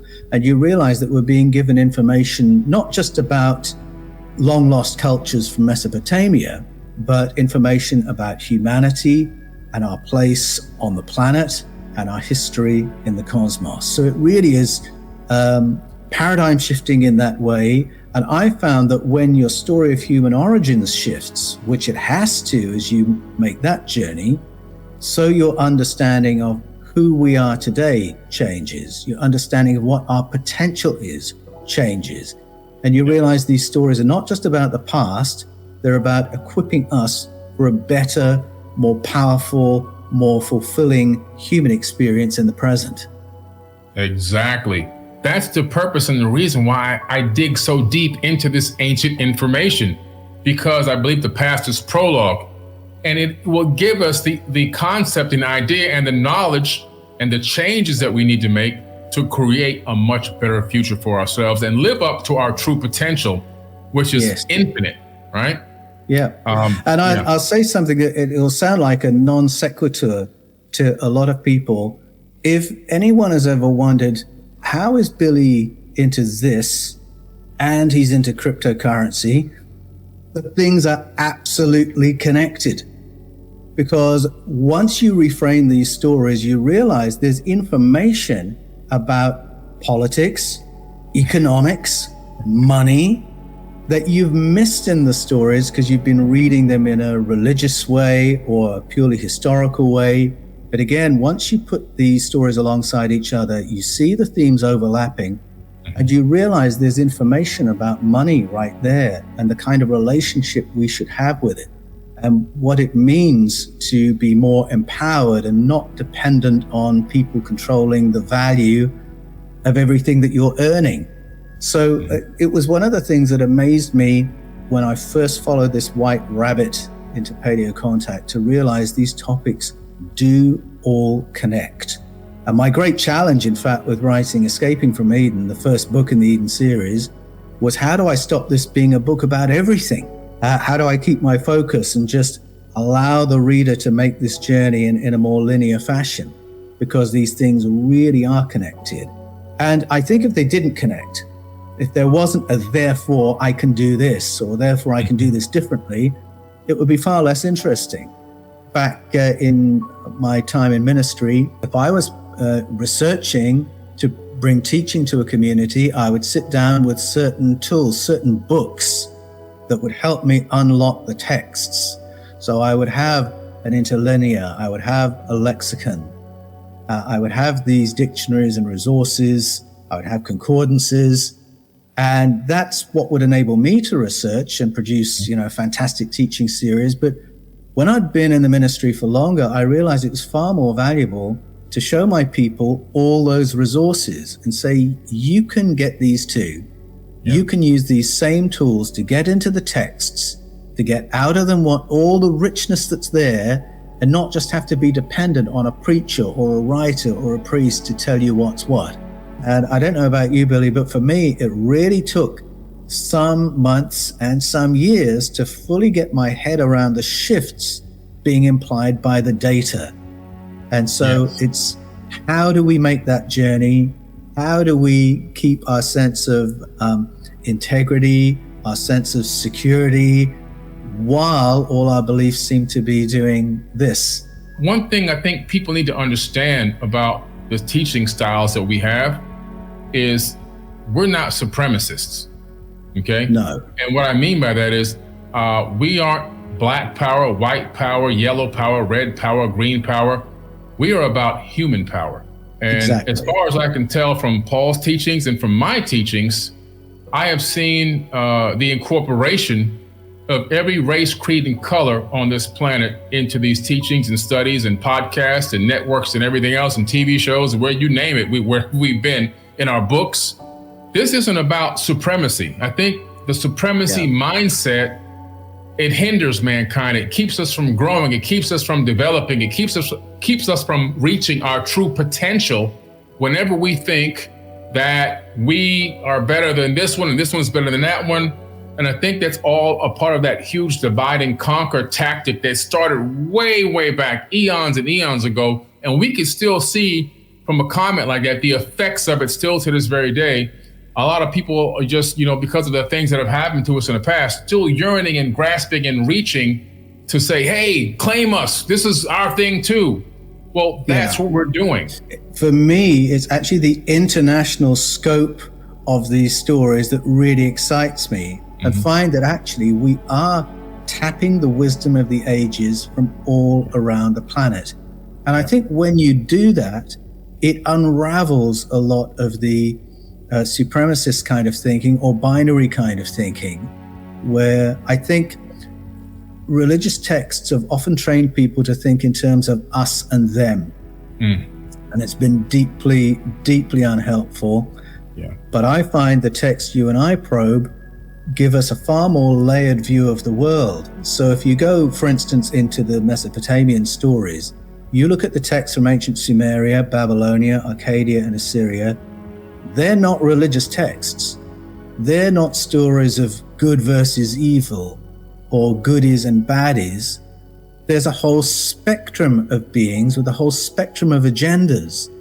And when you start seeing the world through that kind of a lens, you've got a far more subtle, nuanced way of understanding things. And I think we need that today. I think if we approach the world, our own communities, or the world of international politics in a binary way, well, who's right, who's wrong, who's good, who's bad, you're never going to achieve understanding, let alone world peace, if you approach things that way. You've got to realize there's a spectrum of people and a spectrum of agendas, a spectrum of nations, a spectrum of agendas.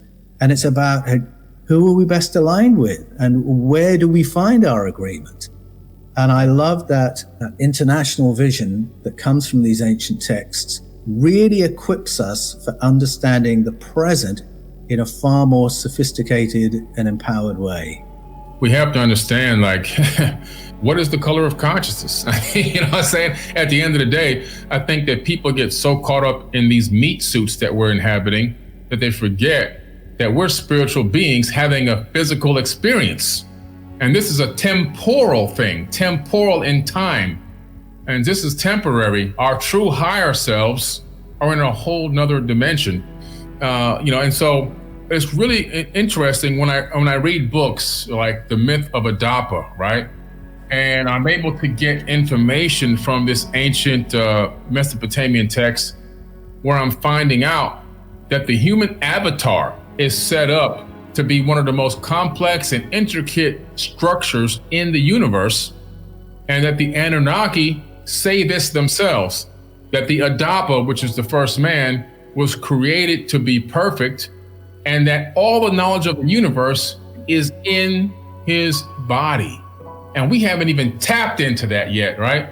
It's set up in a way that over time, we would be able to learn how to access this incredible knowledge and wisdom, and that consciously we would continue to ascend. And they said that we can even become higher than them. When I see a statement like that in the Myth of Ādapa that says they were created higher than us, that sounds a lot like a biblical text that I've read before, where the angels were saying that the humans were created higher than them, and some of them got angry about that. Yes, it's so interesting, the correlations, because that explanation of the beauty of the human form and the whole mystery of the cosmos being secreted in the human form, you can find that in Jesus's teaching. Yeah. When he says the kingdom of heaven is within you, you go to the root meaning of those words. Kingdom, that's realm. Heaven, that's the skies, the universe. So the whole cosmic realm is within us. So if we look deep within ourselves, we'll find the cosmos. You'll find that in Egyptian and Greek thought, of course. You go into Hermeticism, and the idea is there that when you study the very close, you'll be understanding the very distant. When you study the very small, you'll be understanding the big picture. And so we just named 3 cultures there, offering the same phenomenal insight. using different language, different imagery, but it's the same truth. Facts, absolute facts. So I think a couple of things happen. If you're coming from a place where you've got a really defined worldview, I mean, you might be an atheist and you've got some very strong control beliefs, or you might be coming from a religious start point, you've got some strong control beliefs. You are going to find data that's going to bump up against your pre-existing conclusions. But there are a couple of things, a couple of ways in which you can be impacted by that. And the first is that in order to be a researcher, you have to be comfortable with not knowing. And I know from my background in Christianity that there are certain beliefs and expectations that make a lot of believers very uncomfortable with not knowing. So if you come, for instance, from a confessional church where your faith is based on a doctrinal statement, your faith is built on knowing certain things, isn't it? And so you have to first identify that and realize, okay, to research certain things, I am going to have to park that over here. And unless I can do that, I don't have the freedom to explore.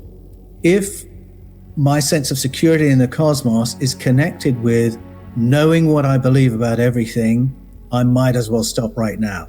So you have to identify things that could be a problem, that could be breaks, and then know how to park them. Another aspect, I came from evangelical Christianity where hell is taught as a doctrine. So that's hell for the non-believer. So that's all tied in with beliefs and conclusions. And I was very fortunate when I went through theological college that I had the time and the opportunity to really critique that doctrine and find that it's not built on solid foundations in terms of the Bible. And so I was able to put that doctrine in a box and realize that's not necessarily the right explanation of what Jesus was on about. And until you can do that, you have a pressure on you to have your doctrine buttoned down. And so when you go to a text, you are trying to correlate it to things you already believe. So it's almost like you've got a checklist of things you've either got to find corroborated or challenged 100% so you can replace it in one hit. That's not going to work. Because it will take a while to understand the text you're reading. It will take a while to recognize the patterns, a while to recognize the different story it's telling, a while to identify what it addresses and doesn't address in the faith point that you're starting from. So again, you have to give yourself permission for that length of process. So if you've got a voice in your head that says, don't rely on your own thinking, just believe everything the Lord tells you, which is the translation of a verse from the Proverbs, you've got to realize that's going to be a problem for you. And it's not about dishonoring God. It's about giving yourself the freedom to critique beliefs. And a first step to doing that is to being able to separate your beliefs from your idea of God. I mean, I believe in God. I always have to clarify what I mean by that because it's a word that means different things to different people. And I feel very comfortable with that language and with my sense of connection. Yeah. And I know that that is something different to my beliefs. My beliefs might help me to access that sense of connection with God, or they might not. But I have to realize they're not the same thing if I'm going to start critiquing my beliefs. Yeah. Some people, their faith is like a Jenga tower where, you know, this piece of the puzzle depends on this, on this, on this, on this, on this. So if I pull out a piece at the bottom of the Jenga tower to look at it, the whole thing is going to tumble down. And I think before you can really start reframing belief, you have to be willing to see your faith differently as a whole number of Jenga pieces sitting on a table. So you can pick one up at a time, question it, consider it, put it back down without that terror that everything is going to come tumbling down. So you've got to do a bit of self-reflection on where's your sense of security? How are your beliefs structured? Do you feel able to park certain beliefs over here and come back to them later to see if you still think they're correct or if they need finessing. You've got to do that work prior. Otherwise, when you go into the texts, you start trying to make comparisons before you've understood the text. You start trying to make corrections before you've got the big picture.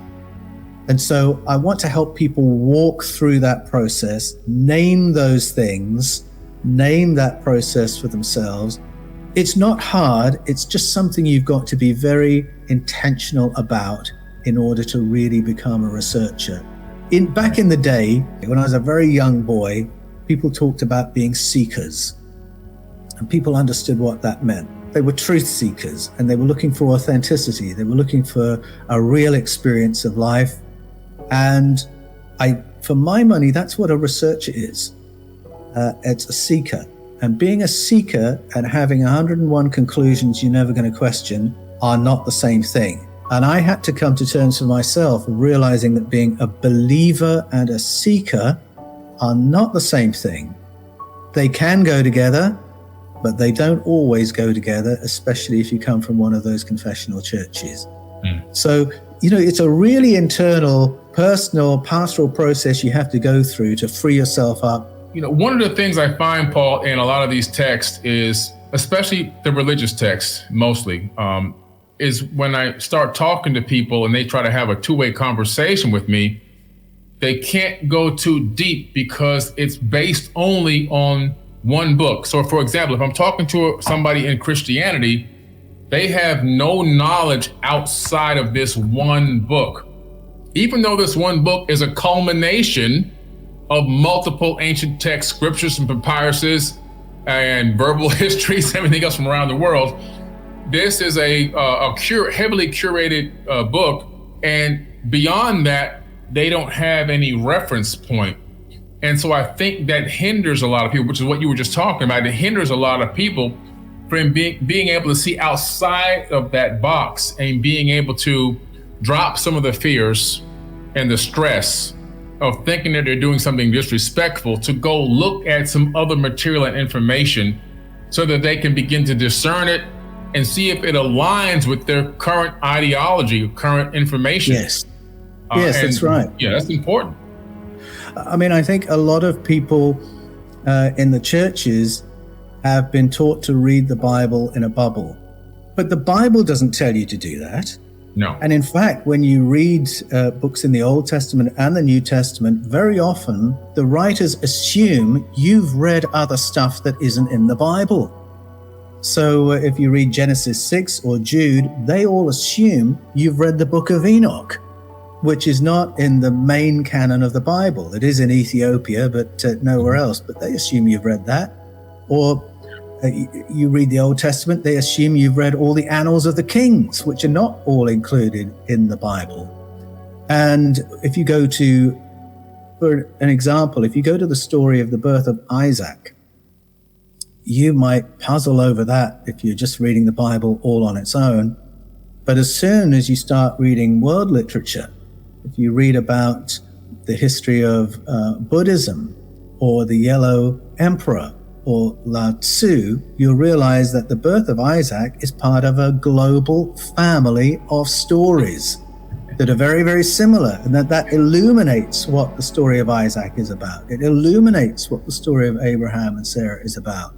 I think, again, people need to know the Bible doesn't tell the reader to read only this book. That's often what churches have said. And for some Christians, it's a boast. Oh, the Bible is the only book I read. Well, that's lovely, but the Bible hasn't told you to do that. And you'll have a richer understanding of it when you put it in its context. Sometimes we need to read the Bible in a wider context in order to understand, oh, this is that kind of story. Oh, this is that kind of being. Oh, that's what was going on.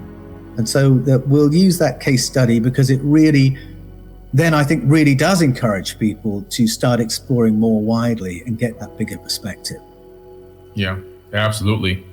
The technique that I utilize is not blunt force. When speaking with certain groups of people, I have the ability to drop small seeds, just small seeds, very small seeds, and put a little bit of water on them.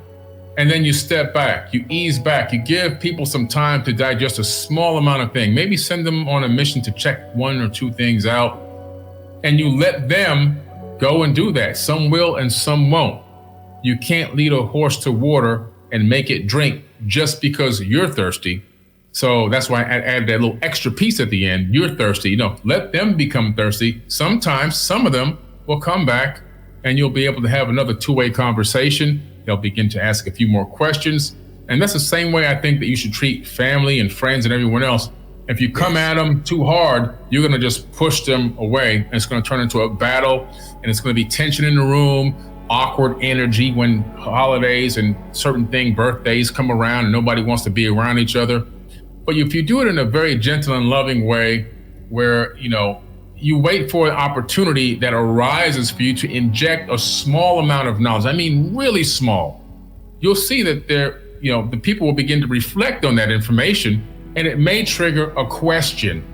And then that's like the beginning of the snowball rolling down the hill for me. And I answer that one question and I back away again. You see, I'm not pushing too much. And then, maybe a month or a week or 2 weeks later, maybe even right away, another question and another question. Then I see that they're opening up a little bit. Then I begin to elaborate a little bit more. But you can't even begin that process until you get the knowledge. Paul and I truly believe that in order to change the world, we need to educate people. We need more people like us duplicating what we are doing. I don't want to be the only person doing this. Paul doesn't want to be the only person doing it. There's 8 billion people on Earth. How in the world are we going to reach all 8 billion people if we're doing all the work ourselves? We need more people that are passionate about this information, passionate about ancient history, what we would consider, I guess, as close to the truth as possible, right? And to be able to then share that with as many people as possible in a very professional manner. And that's what this is all about, being able to teach you and give you the tools. There's a school called UCLA in America. They have an online digital library called the UCLA CDLI Online Cuneiform Digital Library. I think giving people the tools is a wonderful thing to do, because that's when people can become confident for themselves that they've got their heads around a certain thing, but confident to talk about it as well. Because you're right, Billy, we can reach a world through the grassroots. If people have this knowledge for themselves and gossip it, there's no brakes on that process of learning spreading throughout the community. Yeah. But it has to be people who've got the confidence to say, well, I've looked at the text, this is what I've seen, and that's totally different to someone saying, well, I think this because Billy said this, Paul said this. Your family's not going to be impressed with that. No. Or your friend, they're not going to be impressed with that. We might have convinced you, but as soon as you're saying, well, Billy says, Paul says, you kind of lost your purchase with the group you're talking to. But if you're saying, well, I've read the cuneiform texts and this is what I found and this is why I think they say this, that commands a lot more respect. And I think also when you've made the journey for yourself, you've got a conviction when you speak about it that can be very winsome. But yeah. Billy, I love what you just described about your approach to talking with people, because I think you're absolutely right. You can't present people with, well, here are my 5 conclusions and this is why I'm right.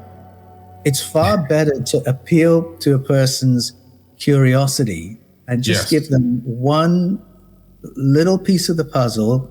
Or did you know that Genesis 1 isn't a creation story, it's a story of rehabilitating a devastated planet? No? Oh, well, if you look in chapter 1, you might pick that up. That's a really intriguing thing for a lot of people who read the Bible. And if that's all they see when they go back, they'll come back even more curious. And what I am amazed by and delighted by is to find that people are naturally curious. So even if you've got somebody coming at you really angry because they hold a different view, or they want you to agree with them, and you would think, oh gosh, here's a person who's never going to change what they think. The fact is, they're still human, and they're still curious. Curiosity is endemic to every human being, and there might just be one thing that'll capture their curiosity. Or in conversation with people, you might find they're curious about something you haven't studied and that you don't know about. Encourage that, because I've found it doesn't matter what the white rabbit is. It doesn't matter which rabbit hole you go down, you will end up in the same great rabbit warren. And the best thing we can do is to encourage a person wherever they are curious, even if it's only about the one thing. There's so much information to share and to learn. And when you are speaking to someone and you tell them, I have looked at this text, I have broken down and analyzed the 𝗩𝗓𝗕𝗦𝗧𝗘 and the 7 tablets of creation for myself, you're going to get a different kind of response from that person. First of all, you're saying it in first person. I did this, not like you said, Billy and Paul and whoever else is out there. You say I. Now they know, whoa, this person's committed to this information. They've utilized their own energy into putting some type of research into the information. That's going to perk up their ears a little bit. When you start naming tablets and texts and papyruses and cylinder scrolls, all of a sudden it's like, wait a minute, wow, I got to listen a little bit, because I didn't know that John or Jane was even into this kind of stuff at that particular level. Hey, I appreciate y'all. Thank you so much. And Paul, I'll talk to you very soon. If you like this video and you want to see more amazing content, go ahead and check out the next video on our channel.